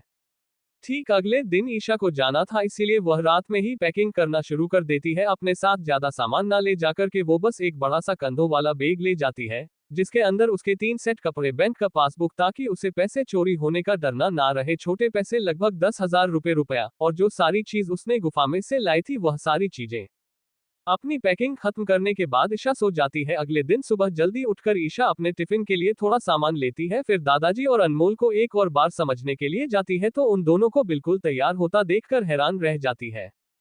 और इससे पहले कि वह कुछ बोल पाती, दादा उसे रोकते हुए कहते हैं, मैं तुझे छोड़ने आने वाला हूं और इसके लिए तुम मुझे मना नहीं कर सकती। दादाजी की बात सुनकर ईशा बिल्कुल किसी छोटे से बच्चे की तरह मुंह बनाती है और उनकी बात मानकर चुपचाप वह तीनों लोग स्टेशन के लिए रवाना हो जाते हैं। ठीक उन दोनों की आंखों के सामने इरशाद दिल्ली वाली ट्रेन में बैठती है। कुछ ही देर बाद ट्रेन चलने लगती है। ईशा खिड़की में से उन दोनों को हाथ खिलाकर बाय करती है। उसकी ट्रेन को जाता हुआ देखकर के दादाजी गहरी सांस छोड़ते हैं और निराश होकर वापस जाने लगते हैं। कह तो दिया उन्होंने कि वह मान गए, लेकिन जब करने पर आई तब उन्हें बहुत दुख हो रहा है। दूसरी तरह शिक्षा अपने दिमाग में समय को कैलकुलेट कर रही होती है चेतन की उसे पता है भूकंप आने में अभी भी 36 घंटे का समय बाकी होता है। अगर वह अगले 18 घंटे में दिल्ली पहुंच जाए तो फिर ठीक 2 घंटे में आने वाली अरुणाचल एक्सप्रेस को पढ़कर वह सीधा उसे गांव के एरिया में जा सकती है जहां पर यह सब होने वाला है। और किस्मत ईशा के साथ होती है, ट्रेन ज्यादा लेट नहीं होती और ऐसा 19 घंटे में दिल्ली पहुंच जाती है। दिल्ली पहुंचकर ईशा सबसे पहले लोकल फोन बुक पर जाकर के अपने घर पर कॉल लगाती है। दूसरी तरफ घर में इस समय खाना बना रहा अनमोल फोन की घंटी बजती सुन करके तुरंत उधर जाता है, लेकिन वहां पर उसकी पहुंचने से पहले ही पिछले 2 घंटे से खड़े होकर फोन का इंतजार कर रहे हैं दादाजी कॉल उठा लेते हैं और एकदम तुरंत कहते हैं, तू पहुंच गई ना बेटा, तू आराम से पहुंचे ना, तूने अपना चेहरा अच्छे से ढका है ना, तुझे पता है ना कि तू पहले जैसी दिखती थी उससे मुझे ज्यादा डर नहीं लगता था, लेकिन जब से तो सुंदर लगने लग गई है तब से मुझे बहुत डर लग रहा है, तुझे अपना ध्यान रखना है खास करके इस हालत में। एक साथ उनकी इतनी सारी बातें सुनकर के ईशा का सर घूमने लगता है, लेकिन फिर भी खुद पर काबू करते हुए दादाजी को बताती है और शांत करती है, हाँ दादाजी मैं पहुंच गई, तभी तो दिल्ली से आपको कॉल कर रही हूँ, मेरे पास फोन थोड़ी ना है। और बिल्कुल सही कहा आपने, मैं पूरे रास्ते पर दुपट्टे से अपना सर ढक कर आई थी, कोई भी इंसान की नजर मुझ पर नहीं पड़ी। दूसरी तरफ अनमोल को समझ नहीं आता है कि यह कैसी बातें कर रहे हैं ईशा के दादाजी, आखिर पहले खराब दिखती थी अभी अच्छी दिखती से क्या मतलब है, ईशा तो इतनी सुंदर है, पहले हो कितनी खराब दिख सकती है। हाल चाल लेने के बाद ऐसा फोन रखती है और 1 घंटे बाद अपनी ट्रेन को पकड़ के अरुणाचल प्रदेश के उसे छोटी सी बस्ती के तरफ निकल जाती है जहां भूकंप आने वाला होता है। ठीक 12 घंटे बाद ईशा उससे जगह पहुंच जाती है। स्टेशन पर उतरकर ईशा एक गहरी सांस छोड़ती है और सोचने लगती है, अच्छा हुआ जो मैं समय से 4 घंटे पहले आ गए, अब बस मुझे किसी भी तरह से इस हादसे को इतना बड़ा होने से रोकता है। स्टेशन से बाहर निकालकर एक पेड़ के कोने में ईशा जाकर खड़ी हो जाती है और पेड़ के सहारे एनर्जी खींचने लगते हैं, फिर अपने पॉकेट में से एक लिटो का बीज निकालकर अपने सामने की जमीन में गड़ देती है और फिर अपनी सारी एनर्जी को इस पर फोकस करने लगती है। देखते ही देखे जमीन के नीचे इंसानी आंखों से दूर चारों तरफ मोटे तने जैसे लेट फैल जाती है। डॉट डॉट और एक एक करके अपने हाथ को दूसरी तरफ खींचकर ईशा उन लटों की मदद से जमीन के नीचे कैसा वाइब्रेशन क्रिएट करती है जिससे ऐसा लगता है जैसे कि हल्का भूकंप आ रहा हो और अफरा तफरी में सभी लोग मुझे जगह खाली कर देते हैं। उसे भूकंप के झटके ज्यादा तेज नहीं होते, फिर भी इतने तो होते हैं कि ट्रेन की पटरियां हिलने लगे, जिसकी वजह से उसे जगह पर ट्रेन की आवाज आए को आज के लिए रोक दिया जाता है। इतना सब कुछ होता देखकर ऐसा एक राहत की सांस लेती है, क्योंकि जितना उसे याद था सबसे ज्यादा इंटेंसिटी के साथ जो भूकंप जिस जगह पर आया था पुलिस स्टेशन का पास का एरिया होता है। बारिश की दर से बहुत सारे लोग स्टेशन के अंदर ही रहते हैं, इसलिए जब भूकंप के झटकों से स्टेशन की बिल्डिंग कोलैप्स करती है तो बहुत मारे जाते हैं। कम से कम अब जब ट्रेन नहीं आ रही है तब कम से कम लोगों की जान जाने का डर रहेगा। इससे ज्यादा वह और कुछ भी नहीं कर सकती। ईशा जल्दी से जल्दी भूकंप के अगले सेंटर पॉइंट की तरफ जाती है। उसे बस उम्मीद रहती है कि अभिमन्यु यहाँ ना हो, और अगर वह नहीं आया हो तो भी बहुत अच्छा है। यह एरिया शहर के पीछे वाला एरिया रहता है जहाँ पर इस समय कंस्ट्रक्शन का काम चल रहा होता है। यहाँ आसपास कई 2-3 ताले की इमारतें भी रहती है। ईशा एक बार फिर से पहले के तरीके से धरती के अंदर ऐसी वाइब्रेशन क्रिएट कर देती है जिसकी वजह से घरों के अंदर मौजूद लोग अपना घर छोड़कर खुले मैदान की तरफ भागने लगते हैं। उन लोगों को जाता हुआ देख करके ईशा राहत की सांस लेती है, क्योंकि यहाँ आने में जो उसे समय लगा होता है उसके हिसाब से देखा जाए तो भूकंप आने में सिर्फ 15 मिनट का वक्त बाकी रहता है। कम से कम इस तरीके से लोगों को बाहर करने की वजह से वह बहुत सारी जिंदगियां बचा पाएगी, लेकिन ऐसा बहुत बुरी तरह से थक चुकी होती है। एक साथ उसने इतनी सारी एनर्जी का इस्तेमाल किया होता है कि अब उसे ठीक से खड़ा भी नहीं हुआ जाता और वह उसी जगह पर बेहोश हो जाती है। दूसरी तरफ अभिमन्यु और उसकी टीम और समय, अमृत, रोहित ये तीनों भी उसे समय वहां मौजूद होते हैं। वैसे तो ये लोग यहाँ पर एक नक्सली को पकड़ने आए होते हैं, लेकिन अचानक से आए भूकंप की वजह से और लोगों की कमी की वजह से इनके बटालियन के सोल्जर भी एनडीआरएफ के जवानों की मदद करने लगते हैं। बस ये लोग इस समय भूकंप के झटका के बाद खाली मैदान में खड़े लोगों को चेक करने वाले होते हैं कि जैसा कि ईशा ने कहा था। ठीक 10 मिनट बाद भूकंप के और भी तेज झटके पूरे एरिया में आने लगते हैं। अभिमन्यु सुर से चिल्लाकर अपने बटालियन के लोगों को कहता है, जल्दी से जल्दी अपने आप को और आसपास के लोगों को निकाल कर खुले मैदान की तरफ भागो। इस बार वाले भूकंप के झटके लगातार 15 मिनट तक चलते हैं। ये झटका इतनी तेज होते हैं कि कई सारी इमारतें बीच में से टूटकर गिर रही होती है और सिर्फ कुछ ही पलों में देखते ही देखते सारी जगह लगभग खंडहर बन जाती है। दूसरी तरफ ईशा के मदद करते हुए अचानक से उसके चारों तरफ मोटे मोटे पेड़ की लतों वाली टहनियां जैसी लकड़ी बिल्कुल किसी की टेंट का शेप ले लेती है, जिस किसी भी चीज के गिरने का या भूकंप के शकों का उसे पर असर नहीं होता। भूकंप के झटके टल जाने के बाद अभिमन्यु अपने बटालियन के लोगों को इंस्पेक्शन के लिए भेजता है। चेक करने को कहता है कि देखो कहीं कोई कैजुअलिटी तो नहीं है या फिर कितने लोग इंजर्ड है। भूकंप के झटके खत्म होने के बाद लॉकेट चमकना बंद कर देता है और टहनिया की शक्ति गायब हो जाती है और वह सब राख बनकर वही जमीन पर गिर जाती है। ईशा के ऊपर भी टहनिया के राख गिरी हुई होती है। अभिमन्यु थोड़ा और अंदर जाकर चेक करने लगता है, तभी उसके पास अमृत आता है रिपोर्ट लेकर के और उसे सैल्यूट करके आगे की रिपोर्ट बताते हुए कहता है, बहुत ज्यादा लोग नहीं मारे हैं, इनफैक्ट जितने भी लोग को चोट लगी है वह कोई खास गहरी चोट नहीं है और जिन लोगों को थोड़ी सीरियस चोट लगी है उन्हें तुरंत ही मेडिकल कैंप में भेजा जा चुका है। अगर हम लोग यह इमारतें हैं और कंस्ट्रक्शन की बात छोड़ दे तो सिर्फ माल और पैसे की हानि हुई है, जान अभी भी सुरक्षित है। उसकी बात सुनकर अभिमन्यु को अच्छा लगता है, जितने कम से कम लोगों को इससे तकलीफ हो उतना अच्छा है, लेकिन उससे पहले कि वह थोड़ा आराम करने के बारे में सोच पाता उसे एक साथ सोल्जर की आवाज सुनाई देती है, सर यहाँ पर कोई बेहोश पड़ा है, चेक करना पड़ेगा कहीं से कुछ हो तो नहीं गया। चैप्टर 38 दूसरा अर्थक्वेक। भूकंप में मैं वैसे तो ज्यादा कैजुअलिटी नहीं हुई थी, लेकिन इस समय जितने लोग फंसे हुए थे उन्हें सही सलामत निकालना उनकी जिम्मेदारी थी। इसलिए अभिमन्यु ने जब उसे सोल्जर के मुंह से सुना कि कोई वहां बेहोश पड़ा है तो तुरंत वहां जाकर देखने लगा। इस समय काफी तेज भूकंप की वजह से कई सारी इमारत टूटकर गिर गई थी, कई सारी बिल्डिंगों का कुछ हिस्सा गिर चुका था। अभिमन्यु सोल्जर के पास जाकर खड़ा होता है, वह सोल्जर अभिमन्यु को सैल्यूट करता है और एक पेड़ के थोड़ी दूरी पर इशारा करते हुए कहता है, सर वह देखे वहां पर कोई बेहोश पड़ा है। उसे सोल्जर के इशारे के को फॉलो करते हुए अभी मैंने उसे डायरेक्शन में देखा है, दूर से ही देखने से पता चल रहा था कि वह कोई लड़की है। ये देखकर अभिमन्यु उसे डायरेक्शन में जाकर उसे लड़की के पास जाने लगता है, उसके पीछे पीछे वह सोल्जर भी आने लगता है। अमृत जो रिपोर्ट दे रहा था वह भी अभिमन्यु के पीछे पीछे वहां जाने लगता है। कोई मिलजुल कर वह तीनों उसे तरफ जब जाते हैं तब पता नहीं क्यों, लेकिन अपनी इतनी सालों की एक्सपीरियंस में पहली बार अभिमन्यु को एक अजीब सी बेचैनी हो रही होती है। आहिस्ता आहिस्ता कदमों के साथ वह लोग उधर जाते हैं। वहां पर एक गुलाबी रंग का सूट पहने एक लड़की बेहोश पड़ी होती है। उसे लड़की के बल और दुपट्टे की वजह से उसका चेहरा ढका हुआ रहता है, लेकिन धूल मिट्टी में लिपटा उसका गोरा बदन और दुबला पतला सा शरीर उसे बड़ा ही बेचारा बना रहा होता है। अभिमन्यु वही उसके बगल में बैठकर अपनी उंगलियों से चेक करता है कि उसकी सांस ठीक से चल रही है या फिर नहीं। सब कुछ ठीक प्रकार अभिमन्यु को जो बेचैनी हो रही होती है वह लगभग आधी हो चुकी होती है। अपने जज्बातों पर काबू करते हुए अभिमन्यु खुद को डांटे हुए कहता है, ये किस तरह का व्यवहार है अभिमन्यु, तेरी पत्नी और होने वाला बच्चा तेरा इंतजार कर रहे हो तो यहाँ किसी और लड़की के लिए बेचैन हो रहा है। इतना सोचकर अभिमन्यु की आंखें फिर से पहले की तरह ठंडी हो जाती है। अपनी सर्द आंखों को उसे सोल्जर की तरफ घूमर वह कहता है, मेडिकल टीम से कहो एक स्ट्रेचर ले और साथ ही 2 फीमेल सोल्जर को बुलाओ और इन मैडम को शिफ्ट करो मेडिकल कैंप के अंदर। इसके बाद अभिमन्यु उठ जाता है। थोड़ी देर में जैसे ही अभिमन्यु ने ऑर्डर्स दिए थे वैसे वैसे सारी चीज फॉलो की जाती है और फिर ईशा को मेडिकल कैंप में शिफ्ट कर दिया जाता है। ठीक 1 घंटे बाद ईशा धीरे धीरे अपनी आंखें खोलता है। इस समय उसे ऐसा महसूस हो रहा था जैसे उसके पूरे शरीर पर किसी ने बुलडोजर चला दिया। उसका पूरा बदन बड़ी बुरी तरह से दर्द हो रहा होता है, शायद कमजोरी के कारण। इस समय उसे जिस चीज की सबसे ज्यादा जरूरत होती है वह थोड़े खान और पानी की होती है। लेकिन 1 मिनट, इस समय वह है कहां पर? वह तो अभिमन्यु को ढूंढने आई थी ना। अभिमन्यु के बारे में सोचकर ऐसा तुरंत पूरी तरह से अपनी आंखें खोलकर आसपास देखने लगती है। छोटे छोटे स्ट्रेचेबल सिंगल साइज बेड होते हैं, उसके इर्द गिर्द 4 टोटल 8 बेड होते हैं। इस समय आसपास के नजारे को देखकर ऐसा लग रहा था जैसे कि वह किसी टेम्पररी बनाए गए कैंप के अंदर है। कई सारे ग्राउंड स्टाफ, एक डॉक्टर उसे जगह पर अलग अलग पेशेंट को चेक कर रहे थे। ईशा को होश में आता देखकर एक ग्राउंड स्टाफ उसे पानी थमते हुए कहता है, देखिए आपको ज्यादा चोट नहीं आई है, बस हो सकता है भूकंप की वजह से आपको शॉक लगाओ, इस वजह से आपको कमजोरी और अजीब सी फीलिंग का एहसास हो रहा है। बाकी कोई भी फिजिकल चोट नहीं है। आप जल्दी से अपना नाम रजिस्टर कर दीजिए और उसके बाद जब आपको अच्छा फील हो तो हम आपकी फैमिली को कांटेक्ट करेंगे।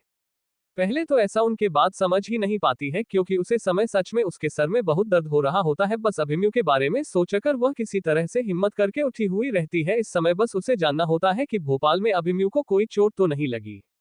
और क्योंकि वह एक मेडिकल कैंप में होती है और देखने से लग रहा था कि इस आर्मी नहीं अरेंज किया था, इसलिए वह उसे वार्ड बॉय से पूछती है, अभिमन्यु यहाँ पर?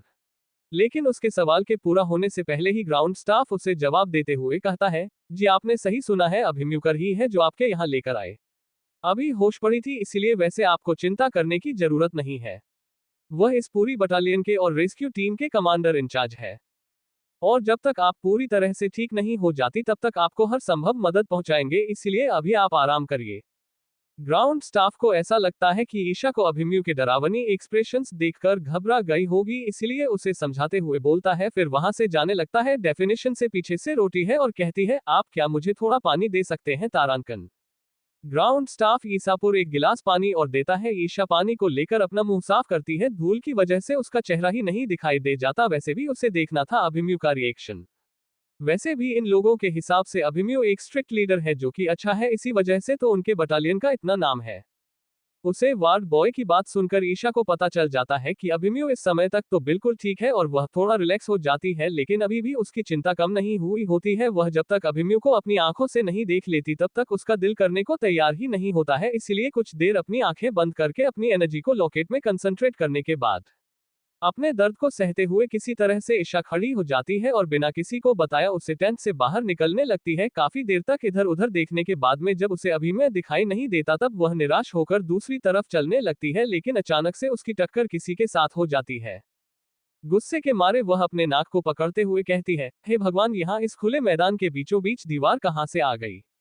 आपको भाई का सीन दीवार की तरह लगता है। जैसे ही उसने अपनी बात खत्म की होती है दूसरी तरफ से जवाब आ चुका होता है। ईशा अपना सर उठा करके देखती है, उसे वहां पर कई सारी हैरानी भरी आवाज सुनाई देती है, लेकिन इन सब पर इतना ध्यान न देकर इश्क तुरंत अभी अभी जवाब देने वाले रोहित को देखते हुए कहती है, आप अपना सर बना कर क्यों नहीं देखे, तब आपको पता चलेगा कि आपका भाई। लेकिन फिर उसकी बोलती बंद हो जाती है, बिल्कुल उन चार लोगों की तरह जिंदगी बोलते उसे देखकर बंद हो गई थी। सुबह से जिस इंसान को वह पागलों की तरह ढूंढे जा रही थी, पिछले एक हफ्ते से जिसकी चिंता उसे खाई जा रही थी, जिसकी फिक्र में आकर उसने अपने दादाजी से झूठ बोलकर कितनी खतरे भरे इलाके में आई थी, फाइनली वह इंसान उसके सामने खड़ा था। अभिमन्यु खड़ा था। नहीं नहीं, उसका अभिमन्यु खड़ा था। ईशा उसे ऊपर से नीचे तक दिखती है, लेकिन जब वह उसके बदन पर एक भी चोट नहीं देखी है तब जाकर उसके अंदर का डर खत्म हुआ होता है। भगवान का लाख लाख शुक्र है कि तुम्हें कुछ नहीं हुआ। वही उसकी इस चिंता भरी हरकत को वहां मौजूद लोग कुछ और ही समझ लेते हैं। इतना ही नहीं, अभिमन्यु उसकी हरकतें देखकर पूरी तरह से कड़क एक्सप्रेशंस अपने चेहरे पर बना लेता है। नहीं, दूसरी तरफ रोहित को थोड़ी थोड़ी जलन होने लगती है। आखिर उसके भाई अभिमन्यु की तो शादी हो चुकी है। इतना ही नहीं, उसकी बीवी उसे हर रोज पार्सल भेजती है खाना पीने के लिए, और वह भी तब जब अभी मैंने उसे 2 साल छोटा है। और अब उसने इतने सालों तक सड़े हुए मोटी मोटी चमड़ी वाले लंबे चौड़े हटे कटे आर्मी ऑफिसर्स को देखने के बाद शायद काफी सालों में पहली बार कोई इतनी सुंदर लड़की अच्छी होती है कि उसे देखकर उसके दोस्त भी हैरान रह जाते हैं। भूरी आंखें, घुंघराले कमर तक लहराते बाल, गोरा बदन, गुलाबी होंठ और इसके साथ उसकी आंखों में उड़ती है अच्छाई। Dot dot. लेकिन इतनी सुंदर लड़की भी उसके अभिमन्यु भाई को ऊपर से नीचे तक देख रही होती है। लाशश्रम का कोई इलाज नहीं होता उसे। जितना रोहित सोचने लगता है उतना उसका दिमाग खराब होने लगता है और अपने बगल में खड़े समय को थोड़ा झुककर बड़ी हल्की आवाज में कहते हुए बताता है, भाई एक बात बता, क्या मैं देखने में इतना बड़ा हूँ और बड़ा दिखने वाला हूँ कि जितनी भी लड़कियां आती है सबसे पहले अभिमन्यु को देखते हैं, वह भी तब जब उसकी शादी हो गई है। हम लोग कुंवारे मरने वाले हैं क्या। समय उसके सवाल का कोई जवाब नहीं देता, बल्कि अपने सामने खड़ी लड़की को देखकर कहता है, देखिए मैडम, हमारे भैया की शादी हो गई है, इसलिए आप प्लीज थोड़ा सा दूर रहिए। उसकी बात सुनकर माया अपने ख्यालों की दुनिया से बाहर आती है और अभिमन्यु को घूमना बंद कर दो फिर 2 कदम पीछे ले लेती है, लेकिन उससे बिल्कुल उलट अभिमन्यु कम से कम 6-7 कदम पीछे होकर जहां समय खड़ा होता है वहां चला जाता है। उसे इस तरह से बर्ताव करता देखकर ईशा को अच्छा भी लगता है और बुरा भी लगता है। अच्छा इसलिए लगता है क्योंकि उसके ना रहने पर भी चाहे लड़की कितनी सुंदर क्यों ना हो, अभिमन्यु बिल्कुल भी रिएक्ट नहीं करता। और बुरा इसलिए लगता है कि इतना सुंदर होने के बाद भी अभिमन्यु ने उसे कम्प्लीमेंट नहीं किया, लेकिन ठीक ही है, क्यों ना उसे सरप्राइज दिया जाए। इतना सोचकर ऐसा थोड़ा मुस्कुराती है और फिर अभिमन्यु की तरफ घूमते हुए कहती है, वैसे मैंने सुना कि आपने मेरी जान बचाई, इसीलिए मैं आपको शुक्रिया कहना चाहती थी। उसकी बात सुनकर उन लोगों को याद आता है कि यह वही लड़की है जो अभी कुछ समय पहले बेहोश मिली थी और अभिमन्यु ने इसे यहाँ मेडिकल कैंप में शिफ्ट करवाया था। उसकी बात का मतलब समझकर अभिमन्यु अपना सर हल्का सा हिलाकर कहता है, इसकी कोई जरूरत नहीं है, ये हमारी ड्यूटी है, हमने बस अपनी ड्यूटी निभाई है। आपकी जगह कोई और लड़की होती तो भी हम उसकी मदद करते हैं। अभिमन्यु का मतलब एकदम क्लियर था कि वह बस कट टू कटवाते करना चाहता है और अब उससे आगे कोई और बात नहीं करनी, लेकिन रोहित कुछ और चाहता था, इसीलिए उसने अभिमन्यु की बात पूरी करने के बाद तुरंत कहा, वैसे आपका नाम क्या है, आप कहाँ से आए हैं, आपके परिवार वाले कौन है। लेकिन उसकी इस तरह से इंक्वायरी करने के कारण और उसके आंखों में ईशा की खूबसूरती के लिए अट्रैक्शन देखने के कारण उसके आसपास जो 3 लोग खड़े होते हैं उन्हें बिल्कुल अच्छा नहीं लगता। उन्हें यही लग रहा कि यह रोहित अब बस इस लड़की के पीछे भागने वाला है। दूसरी तरफ रोहित को भी अपनी पीठ में 3-3 तीर जैसी नजरें महसूस होती है और वह हल्की सी शर्मिंदगी भरी मुस्कान के साथ कहता है, बस मुझे आपका रजिस्ट्रेशन करना था, आपने अब तक करवाया नहीं है ना। उसके सवाल का जवाब देते हुए ईशा तुरंत कहती है, मेरा नाम अम्मू है। दूसरी तरफ दूर ईशा के गांव में उसके घर में बैठकर चावल भी रही ईशा की असली अम्मू अचानक से चीख मरती है। अनमोल को समझ नहीं आता कि कहीं उसे सर्दी तो नहीं लग गई, पता नहीं क्या आज लगातार 2 बार चीख लिया उसने। ईशा की नजरें अभी भी अभिमन्यु पर थी, भले ही वह रोहित से बात कर रही थी तो क्या अभिमन्यु को और अब ये सब अच्छा नहीं लगता, इसीलिए वह पलट कर वहां से जाते हुए एक ऑर्डर सुना कर जाता है। इनका रजिस्ट्रेशन करवाओ और फिर इन्हें आराम करने के लिए मेडिकल कैंप वापस भेज दो। जब उनकी तबीयत पूरी तरह से ठीक हो जाएगी तब उनकी फैमिली वालों को बता देंगे। उसकी बात सुनकर रोहित समय अमृत तीनों का ऐसा लगता है जैसे उन्हें अभिमन्यु ने मौका दे दिया, इसलिए तीनों ईशा को चारों तरफ से घेर लेते हैं और फिर उसे कभी रजिस्ट्रेशन के बहाने तो कभी इंक्वायरी के बहाने उसके बारे में पूछने लगते हैं। जैसे कि तुम्हें क्या पसंद है, तुम्हें क्या खाना है, तुम कैसे रहती हो, कहाँ रहती हो, तुम्हारे घर में तुम्हारे कितने भाई बहन हैं, तुम्हारे मम्मी पापा के साथ तुम्हारे रिश्ते कैसे हैं, शादी की क्या प्लानिंग है और पता नहीं कितने सवाल है लोग पूछ लेते हैं। 1 मिनट के अंदर इरिटेट होकर ईशा वास इंतजार कर रही होती है कि कैसे उसे एक मौका मिले और वह इस लेखक से बिना गंदगी होने बाहर निकले। और ईशा को वह मौका मिल भी जाता है क्योंकि थोड़ी ही देर में लंच का टाइम हो जाता है। इस समय इस कैंप में 4 मेडिकल रूम थे जिसके अंदर कम से कम 24 कैजुअलिटी एक साथ रहती थी। जी टेंट में सब लोग खाना खा रहे थे, उसे टाइम में जाकर ईशा इंतजार करने लगती है उसके प्यारे पति के आने का। जैसा कि उसने सोचा होता है ठीक 10-15 मिनट बाद अभिमन्यु एक प्लेट लेकर आ रहा होता है, लेकिन और सामान लेकर उधर आ रहा। अभिमन्यु ने हमेशा सही अपने दोस्तों के साथ खाना खाया था, इसीलिए वह जाकर खाली जगह पर बैठ जाता है, लेकिन फिर भी उस लड़की के 1 सेकंड के लिए भी नहीं बदलती, बल्कि एक बार फिर से अभिमन्यु को घूरने लगती है। त्रिशा घूमकर अपने बैग से एक बॉक्स निकलती है। इस बैग को उसने अपने पास ही रखा था और उसे खोल के अभिमन्यु के सामने रख देती है, लेकिन फिर बाकी सब लोगों को देखते हुए कहती है कि टेस्ट करो और बताओ कैसा है। बॉक्स के अंदर घर में बनाई हुई होममेड भुजिया होती है जो दिखने में बहुत अच्छी लग रही होती है। उन्हें हमेशा सही बेस कैंप के अंदर फीका फीका खान की आदत थी, इसलिए वह लोग तुरंत अपना हाथ बढ़ाकर थोड़ा से लेकर अपने मुंह में डाल लेते हैं। लेकिन अभिमन्यु कोई कमेंट नहीं करता और नहीं खाता है, उल्टा वह जल्दी से अपना काम खत्म करके आराम करना चाहता था। उसे उठना देख करके ईशा तुरंत कहती है, अरे अब जहां कहां रहे हैं, आपने अभी तक तो इसे चखा ही नहीं। उसकी बात पर बिना रुके बिना घूमे उसे जवाब देते हुए कहता है, मुझे ये पसंद नहीं, आप इसे रख लीजिए 000000। उसकी बात सुनकर ईशा तुरंत उसे डब्बे को बंद करके वापस रख लेती और सोचने लगती है कि आखिर वह कौन इंसान था जिसने अपने लेटर में लिखकर भेजा था कि उसे उसके हाथ का बना हुआ हर खाना बहुत अच्छा लगता है, और वह चाहती है कि ईशा हमेशा कभी ना कभी कुछ ना कुछ नया बना करके भेजे और जिसे ये तक लेटर में लिखा होता है कि किस तरह से यह सारी चीज पसंद है। इतना सोचकर ईशा भी तुरंत उठकर अभिमन्यु के पीछे जाने लगती। ठीक 10 मिनट बाद सब लोग खाना खाकर अभिमन्यु पास आते हैं तो वहां पर एक तरफ ईशा और एक तरफ अभिमन्यु को देखकर हैरान हो जाते हैं। रोहित सोच रहा होता है अब क्या हो गया है उनके बीच। अभी मैं जब सबको आता हुआ देखा है तो उन सब की तरफ इशारा करते हुए उन्हें अपने पास बुलाता है। जब वह सब बदलने के पास जाते हैं तब अभिमन्यु ईशा को इग्नोर करते हुए कहता है, तैयारी करो, हम लोग शहर की तरफ जाएंगे, चेक करने जाएंगे ताकि पता चले कि वहां कोई ज्यादा कैजुअलिटी तो नहीं हुई है ना। उसकी बात सुनकर रेशा के चेहरे का सहारा घर गिर जाता है और वह घबराकर अभिमन्यु को देखने लगती है। चैप्टर 39 ईशा और अभिमन्यु साथ साथ। ईशा के मां के घबराहट और भी ज्यादा बढ़ती जा रही थी। उसे लग रहा जैसे कुछ बुरा होने वाला है, इसीलिए उसने तय कर लिया था कि अभिमन्यु अब जहां भी जाएगा वहां जाएगी। दूसरी तरफ अभिमन्यु को ईशा बिल्कुल पसंद नहीं आ रही थी। इस समय उसे बस इस बात का डर था कि कहीं ईशा की वजह से कोई प्रॉब्लम ना क्रिएट हो जाए। उसने बार बार बताया था, उसके दोस्तों ने बताया, लेकिन फिर भी ये लड़की उसका पीछा नहीं छोड़ रही थी। इतनी बार कहने के बाद भी कि वह शादीशुदा है इसे समझ नहीं आ रहा है। इतनी इंपॉर्टेंट रेस्क्यू मिशन पर भी ये पीछे पीछे छुप छुप कर रही है।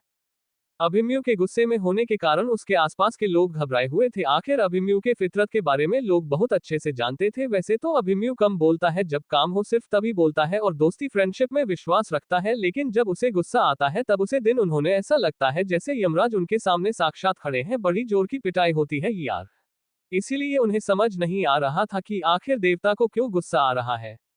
अभिमन्यु को लग रहा था कि कुछ देर ऐसे ही नाटक करने के बाद ईशा वापस चली जाएगी, लेकिन आधा से ज्यादा रास्ता बीत चुका था पर वह वापस नहीं जा रही थी। आखिर में अभिमन्यु का गुस्सा सारी आगे पर कर देता है। अपने बगल में खड़े समय को कहता है, वो जो लड़की हमारे पीछे पीछे आ रही है उसे अभी के अभी वापस जाने के लिए कहो। समय घबराते हुए अपना सर हाँ में हिलता है और फिर जिस तरफ अभिमन्यु इशारा कर रहा है वहां जाता है। जाकर देखने पर उसे पता चलता है कि सच में सुबह जो लड़की उन्हें मिली थी वह उनका पीछा कर रही है, लेकिन वह होती तो लड़की है। इसीलिए इस बात से भले ही समय नाराज क्यों ना हो तो फिर भी बड़े आराम से कहता है, देखिए आप हमारे पीछे पीछे क्यों आए हैं? आपको पता है वहां कितना बड़ा खतरा है? इस समय आपको पहले से ही चोट लगी थी, बेहोश हो गई थी, आपको वापस कैंप में जाकर आराम करना चाहिए। उसकी बात सुनकर ईशा थोड़ा मुस्कुराती है और फिर उसे हल्की सी स्माइल के साथ रहती है, लेकिन अभी तो लगभग शाम होने वाली है ना, और इस टाइम पर मेरा वापस इतनी दूर अकेले जाना ठीक नहीं है। और फिर अगर आप में से कोई मुझे छोड़ने गया तो लोग कम पड़ जाएंगे, बेकार में एक बार आने जाने का समय बर्बाद होगा। इतनी में हम लोग कितने लोगों की मदद कर सकते हैं? प्लीज मुझे जाने दीजिए, मैं भी थोड़ी मदद कर दूंगी। ईशा की बात सुनकर समय सोच में पड़ जाता है। सच था, उनमें से कोई भी वापस नहीं जा सकता था इतनी दूर जाकर, और इतनी शाम को एक अकेली लड़की को वापस भेजना भी अच्छा नहीं था, वह 20 जगह पर, जहां इस समय जब ये जगह पर इतना बड़ा भूकंप आया है। इसीलिए ये सारी बात समय जाकर अभिमन्यु को बताता है। ईशा की बात सुनकर अभिमानी मजबूरन उन्हें अपने साथ आने की परमिशन तो दे देता है, लेकिन इसके साथ एक कंडीशन भी रखता है कि वह उन्हें ज्यादा परेशान ना करेगी। खतरे वाली जगह पर पहुंचकर वह लोग रेस्क्यू ऑपरेशन स्टार्ट कर देते हैं। ईशा बस अपने हाथ में मौजूद घड़ी पर समय देख रही होती है। ठीक जैसा कि उसने सोचा होता है, 10 मिनट बाद धरती हल्के हल्के से झटका देना शुरू कर देती है। अभिमन्यु, जो कि इस समय एक मालवे वाली बिल्डिंग के पास में खड़ा होता है, सबको बाहर जाने के ऑर्डर देता है। ईशा के सामने फिर से वही सपना वाला सीन रिपीट होता है। किस तरह से सब लोग आपस में भागा दौड़ी कर रहे थे और अभिमन्यु वहां खड़ा किसी को निकालकर बाहर जाने की कोशिश कर रहा था। उसके पीछे की बिल्डिंग, जो कि पहले से ही आधी टूट चुकी थी, फिर से हिलने लगती है। घबराकर ईशा को कुछ भी समझ नहीं आता और वह भागकर अभिमन्यु के पास जाती है, उसका हाथ पकड़ती है और उसे एक तरफ खींच लेती है। देखते ही देखते थोड़ी देर में बिल्डिंग का सारा मालवा उन दोनों के ऊपर गिर जाता है। भूकंप ज्यादा देर के लिए नहीं रहता है, लेकिन जितने भी देर के लिए होता है उसमें बड़ी तबाही मचा चुका होता है। समय रोहित और अमृत तीनों बस अपने आसपास का मंजर देख रहे होते हैं। सब कुछ धुआं धुआं हो गया होता है। घबराहट में अमृत, जो कि सेकंड हैंड कमांड होता है, चिल्लाकर ऑर्डर देता है, रेस्क्यू ऑपरेशन के लिए और बस की जान बचाने के लिए स्निफिंग डॉग को बुलाओ। कहीं दूसरी तरफ मलबे के नीचे धंसे अभिमन्यु और ईशा शायद बड़े किस्मत वाले होते हैं, क्योंकि बिल्डिंग कुछ इस तरह से गिरती है जिससे उनके स्तर पर चोट नहीं लगती और वहां पर एक कैनोपी बन जाती है। बिल्कुल एक रेक्टेंगुलर शेप के बॉक्स जैसी जगह पर वह लोग फंसे रहते हैं। जगह इतनी कम होती है कि अभिमन्यु ईशा को उसे इम्पैक्ट से बचाने के कारण इस समय ईशा के ऊपर होता है और उसे घूर रहा होता है। ईशा अपनी पीठ के बाल गिरती है, हालांकि उसे चोट नहीं होती है, लेकिन फिर भी सब कुछ नॉर्मल होने के बाद जो सबसे पहला ख्याल उसके दिमाग में आता है वह होता है अभिमन्यु का। अभिमन्यु को अपने ऊपर सही सलामत खुली आंखों से उसे घूमता हुआ देख करके ईशा को बड़ी शांति मिलती है। वह तुरंत अपने दोनों हाथ उठाकर अभिमन्यु के पूरे बदन को छुपाकर चेक करने लगती है, कहीं उसे चोट तो नहीं है, क्योंकि अगर सच में ऐसा है तो फिर वह अभिमन्यु की मदद कर सकती थी। ईशा का कोई गलत इरादा नहीं था, लेकिन उसकी पत्नी के बाद ही दूसरी बार था जो किसी ने उसे इतना फिजिकली टच किया था। इसीलिए अभी मैं उसका हाथ पकड़ता है, उसके हाथ को उसकी करके ऊपर करके उसके ऊपर खुद को ठीक से बैलेंस करके उसकी आंखों में घूरते हुए कहता है, कर क्या रही हो तुम? और क्या जरूरत थी तुम्हें मेरे साथ इस जगह पर फंसने की? शून्य। उसके बाद सुनकर और उसकी आवाज में इतने गुस्से को महसूस करके ईशा थोड़ा डर जाती है। इससे पहले भी अभिमन्यु गुस्से में था, लेकिन उसने उसे इस तरह से बात नहीं की थी। उसे चुप देखकर अभिमन्यु का गुस्सा और बढ़ जाता है और वह अपनी एक हाथ को उसकी कमर पर रखे और दूसरे हाथ से उसके दोनों हाथों को सर के ऊपर पकड़ के खुद को एक बार फिर से ठीक से बैलेंस करता है और एक एक शब्द चबा चबा कर कहता है, तुम्हें पता नहीं है अभिमन्यु, सक्सेना को ये सारी चीज बिल्कुल पसंद नहीं है। एक बार सवाल पूछने पर जवाब तुरंत चाहिए। उसकी ऐसी आवाज सुनकर अब ईशा को सच में बहुत ज्यादा डर लग रहा था, पता नहीं क्यों, लेकिन ये सारी चीज उसे रात की याद दिला रही थी जब अभिमन्यु ने गुस्से में उसे डांटा था और उसकी फर्स्ट नाइट उसकी वर्जिनिटी ले ली थी। शायद प्रेगनेंसी की वजह से या फिर इतनी चिंता दिखाने के बाद भी इस तरह से व्यवहार की वजह से ईशा की आंखें भर आती है और वह उन्हें आंसू भरी आंखों से अभिमन्यु को देखते हुए बड़ी धीमी आवाज में कहती है, आप सच में मुझे नहीं पहचान पाए? मुझे तो बस आपकी चिंता थी और कुछ भी नहीं अभिमन्यु जी। उसके बोलने का तरीका और उसकी है आवाज सुनकर अचानक से अभिमन्यु की आंखें छोटी हो जाती है। इस दुनिया में शायद इसके लिए किसी चीज को याद रखना उतना इम्पोर्टेंट नहीं था जितना वह रात थी। उसे रात उसने जितने भी बातें ईशा सिखाई थी, ईशा ने जितनी भी बातें उससे कही थी, उसकी आवाज, उसकी गर्म सांसें, उसकी आहह, सब कुछ उसे अच्छे से याद था। जहां तक कि ईशा के भेजी गई छुट्टियों में भी उसके बात करने का तरीका बिल्कुल वैसा ही था जैसे इस समय ये लड़की कर रही थी। अभिमन्यु ना चाहते हुए भी कुछ तो रोक नहीं पाता और उसे लड़की की आंखों में देखने लगता है। वहीं काली गहरी आंखें जो उस दिन उस लड़की की बेगुनाही का सबूत दे रही थी। कहते हैं ना, एक इंसान के शरीर में जो हिस्सा हमेशा सच कहता है वो उसकी आंखें होती है। इस समय वह इंसान कैसा महसूस कर रहा है, अगर पता लगाना हो तो आंखों देखो। उस रात को, उन पलों को, उस क्षण को, सब कुछ अभिमन्यु को महसूस हो रही थी। पता नहीं क्यों उसे लड़की की आंखों में बड़ी ही गहराई से देखते हुए बहुत धीमी आवाज में अभिमन्यु करता है, ईशा, ईशा।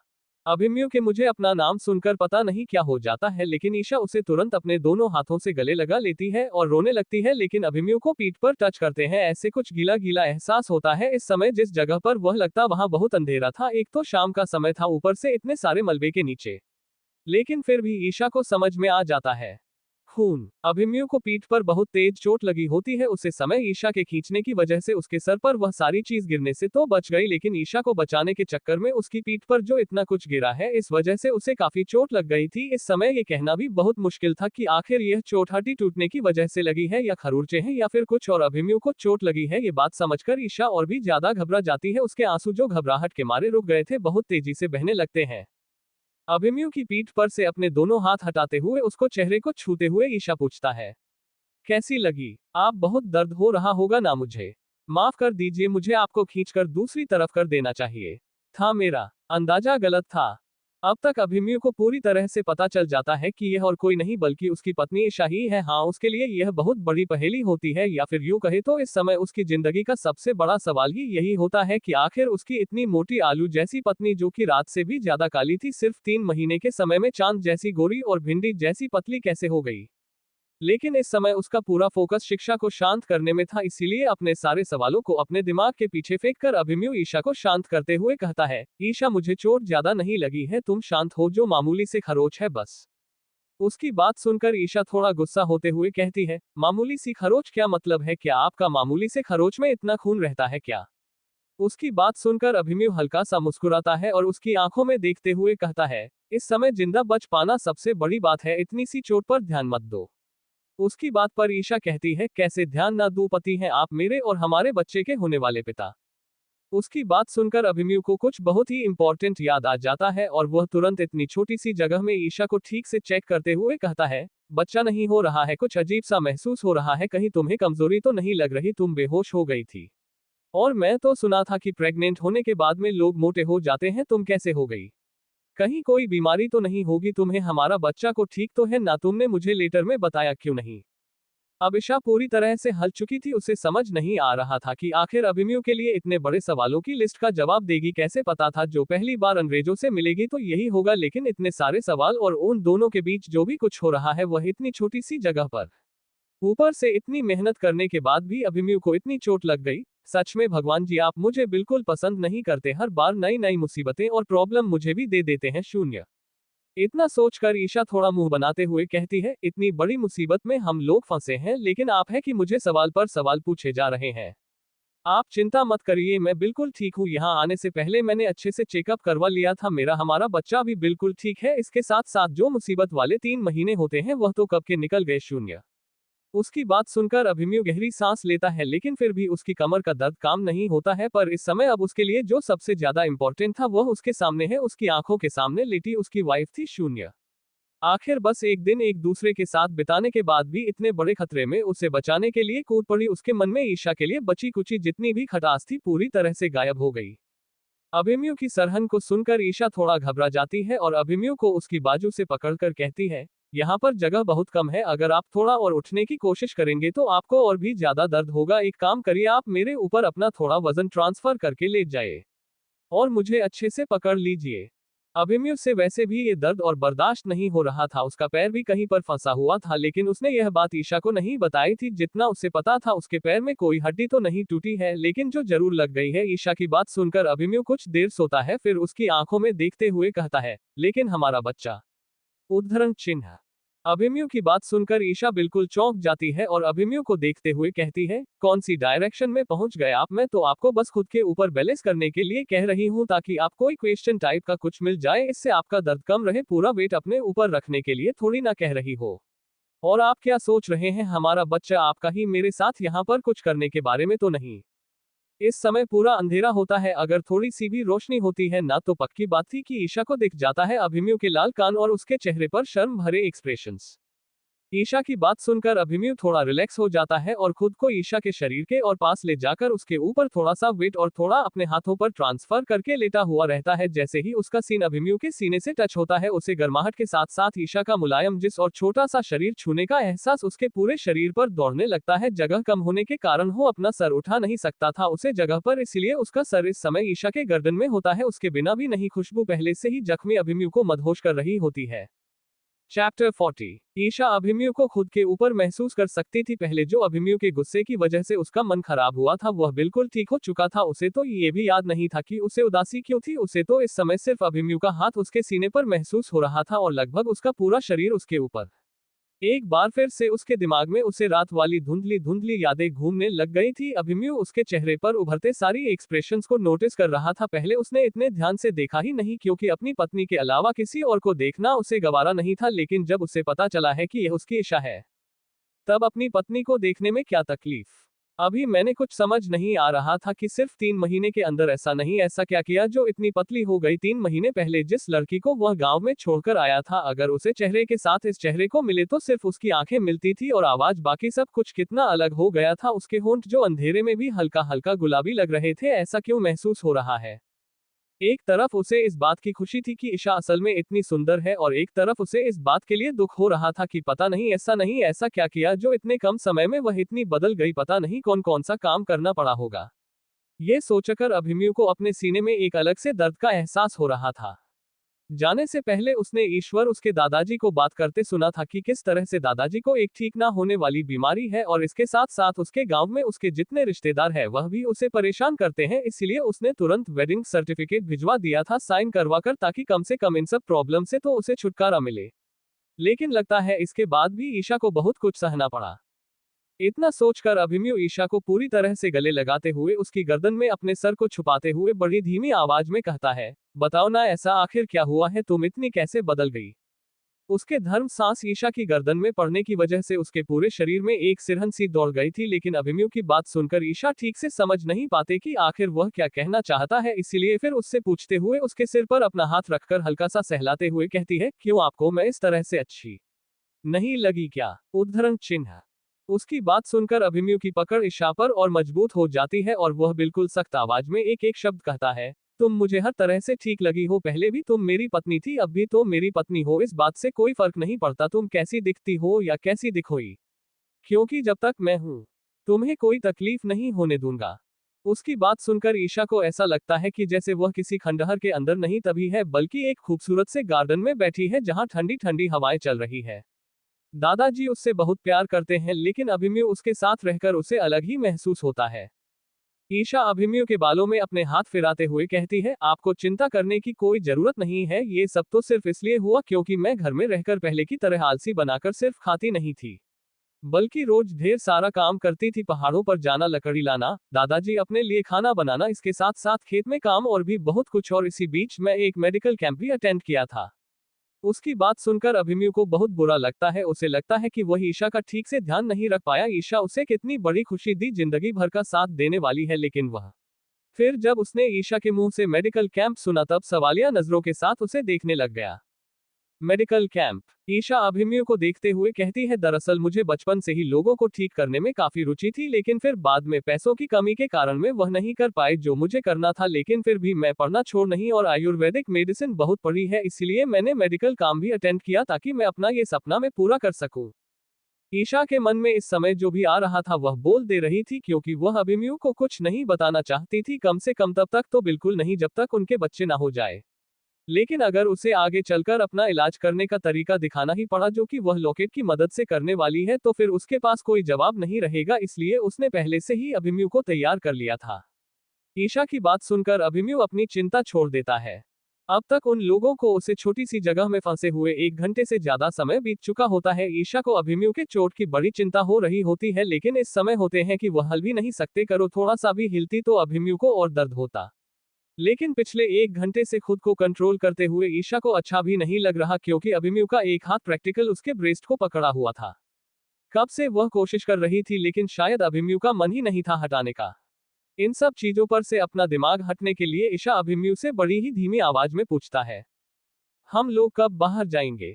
उसकी बात सुनकर अभिमन्यु उसके माथे को हल्का सा सहलाते हुए कहता है, जाएंगे, एक बार स्लीपिंग डॉग्स आ जाए तो फिर वह लोग हमारी खुशबू को महसूस करके इस बात का पता लगा लेंगे कि हम लोग कहाँ हैं, फिर इस मलबे को हटाने के लिए रेस्क्यू टीम को ज्यादा टाइम नहीं लगेगा। उसकी बात सुनकर ऐसा एक गहरी सांस लेती है। उसे नहीं पता होता कि अभिमन्यु ये सब सिर्फ उसे दिलासा देने के लिए कहा है, असलियत में तो उसे भी नहीं पता क्या क्या रेस्क्यू टीम को कितना टाइम लगेगा। आखिर यहाँ इतना सारा मालवा पहले से ही था, ऊपर से और मलबा गिर गया। मुझे तो ये भी नहीं पता कि वह लोग आज यहाँ से निकलेंगे या फिर नहीं, ज्यादा लोगों को चोट ना लगे इसीलिए किसी तरह की मशीन का इस्तेमाल वह लोग कर नहीं सकते। अगर वह अकेला होता तो 3 दिन तक बिना खाए पिए भी रह सकता था, लेकिन उसकी प्यारी पत्नी अभी प्रेग्नेंट थी, वह बिना खाए पर थोड़ी ना रह सकती थी। उसे डर लग रहा था कि शायद ईशा उससे कुछ छुपा रही है, इसलिए वह ईशा से पूछता है, ईशा तुम कहीं इनकम्फर्टेबल फील कर रही हो, तुम्हें उल्टी हो जैसा कुछ भी ऐसा लगता है? ईशा नाम सिर हिलाते हुए कहती है, नहीं बिल्कुल नहीं, मैं इस तरह से तुम्हारे ऊपर हूँ, कहीं तुम्हें डर तो नहीं हो रहा है? मगर ऐसा है तो मैं थोड़ा साइड होने की कोशिश करता हूँ। उसकी बात सुनकर ईशा उसके गर्दन पर अपने दोनों हाथ बंधे हुए उसे पूरी तरह से अपने ऊपर लेट देती है। वैसे भी जब से उसने वह लॉकेट पहना था तब से उसके अंदर एक अजीब सी शक्ति आ गई थी, उसे दर्द का एहसास नहीं होता था, चीज उठाकर इधर उधर करने में से कोई प्रॉब्लम भी नहीं होती थी। इसलिए जब तक वह इस लॉकेट में एनर्जी इकट्ठा कर पा रही थी तब तक उसे और उनके बच्चों को कुछ नहीं होना था। अभिमन्यु के भजन सिंह से कोई फर्क नहीं कर रहा था, क्योंकि उसकी बॉडी पहले से ही बहुत ज्यादा वेट कैरी करने की आदी हो गई थी।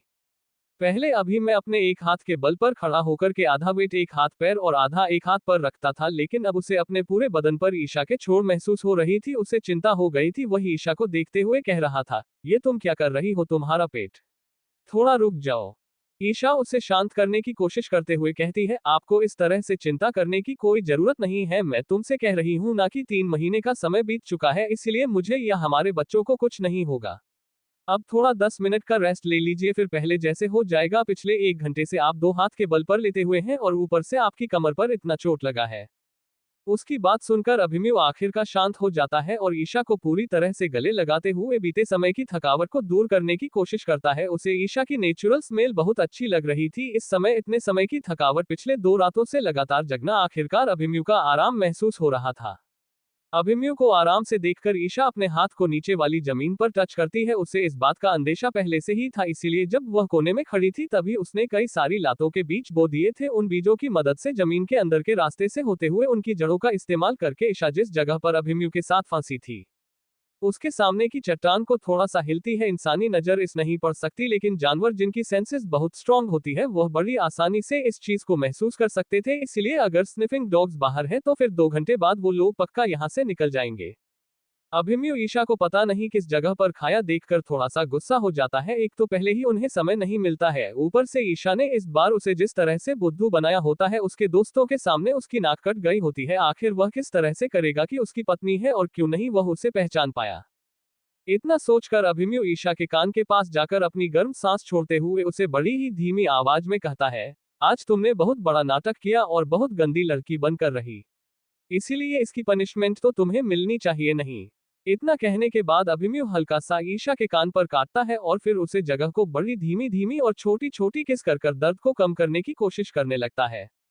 अभिमन्यु की बात सुनकर और उसके बाद उसने जो उसके साथ किया था उसे महसूस कर ईशा के पूरे शरीर में अलग से बिजली की तरंगे उड़ने लगती है। उसके पेट में तितलियां उड़ने लगती है, उसका चेहरा टमाटर जैसा लाल हो जाता है और ऐसी घबराई हुई हालत में वह हड़बड़ी में बोल देती है, आप अब देखिए, मेरे साथ इस तरह से व्यवहार मत करिए। आपके जो दोस्त है वह भी मुझे बहुत पसंद करते हैं, इसलिए आप थोड़ा संभल के रहिए। अच्छा होता है ऐसा ये सब नहीं कहते उसके मुंह से किसी और मर्द के बारे में बातें सुनकर अभी मैं क्या अंदर सोया हुआ राक्षस जाग जाता है और इस बार हल्की सी बाइक की जगह वह पूरी तरह से ईशा के गर्दन पर काट लेता है, उसकी स्किन को अपने दांतों के बीच रखे लगभग जब आता है और फिर बड़ी धीमी आवाज में कहता है, तुम सिर्फ मेरी हो, मुझे अपनी चीजें बात नहीं अच्छी नहीं लगती, इसीलिए किसी और आदमी के बारे में सोचना भी मत, ये पूरी जिंदगी तुम्हें अब मेरे साथ ही बितानी है। ईशा अभिमन्यु की डरावनी आवाज सुनकर कब कभार जाती है और अपना सरहा में हिलती है। वही बाहर मौजूद समय और अमृत टीम को लीड कर रहे होते हैं। रोहित स्निफर डॉग्स के साथ इधर उधर ढूंढ रहा होता है। ईशा के जड़ों में जो मूवमेंट की होती है, अचानक से इस मूवमेंट को चेंज करके एक डॉग ठीक उसी कंधार के पास आकर रोकने लगता है जिससे कुछ नीचे ईशा और अभिमन्यु फंसे हुए थे। उसकी ये हरकत देखकर विवेक जल्दी से बात करवाना आता है और जोर से चिल्लाते हुए पूछने लगता है, सर आप अंदर हो ना? अभिमन्यु जो इस समय अपनी शैतान पत्नी को पनिश कर रहा था, अचानक से रोहित की आवाज सुनकर तुरंत अपना सर उठाता है और पूरी ताकत लगाकर एकदम जोर से चिल्लाते हुए कहता है, बिल्कुल मैं यहीं पर हूं, तुरंत खोदना शुरू करो। उसका ऑर्डर मिलते ही रोहित रेस्क्यू टीम के साथ उसे जगह को साफ करने लगता है।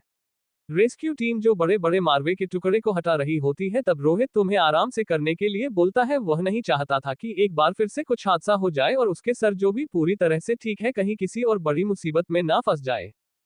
थोड़ी ही देर में पूरा मालवा साफ हो जाता है, लेकिन चट्टान हटाने की वजह से अंदर गड़बड़ाहट की आवाज बचाने लगती है। अभिमन्यु डर जाता है कि कहीं कोई पत्थर फिर से तो नीचे नहीं गिर रहा, इसलिए तुरंत ईशा को अपनी बाहों में छुपा लेता है। लेकिन और टाइम पर रेस्क्यू टीम उनकी हेल्प कर देती है और वह लोग एक जाम लगा खतरे से बच जाते हैं। लेकिन फिर भी इतनी कठोर समय से गुजरने के बाद अभिमन्यु ईशा को छोड़ना नहीं है, बल्कि गले लगा कर रखता है। बाकी लोग जिनके लिए अभिमन्यु शादीशुदा था और ईशा एक कुंवारी 18 साल की अम्मू नाम की लड़की थी, उन्हें पहले से थोड़ी सी हैरानी हुई, लेकिन फिर उन्होंने ज्यादा ध्यान नहीं दिया। आखिर मरने जीने की बात पर जो आ गई थी, इतना डर तो स्वाभाविक था।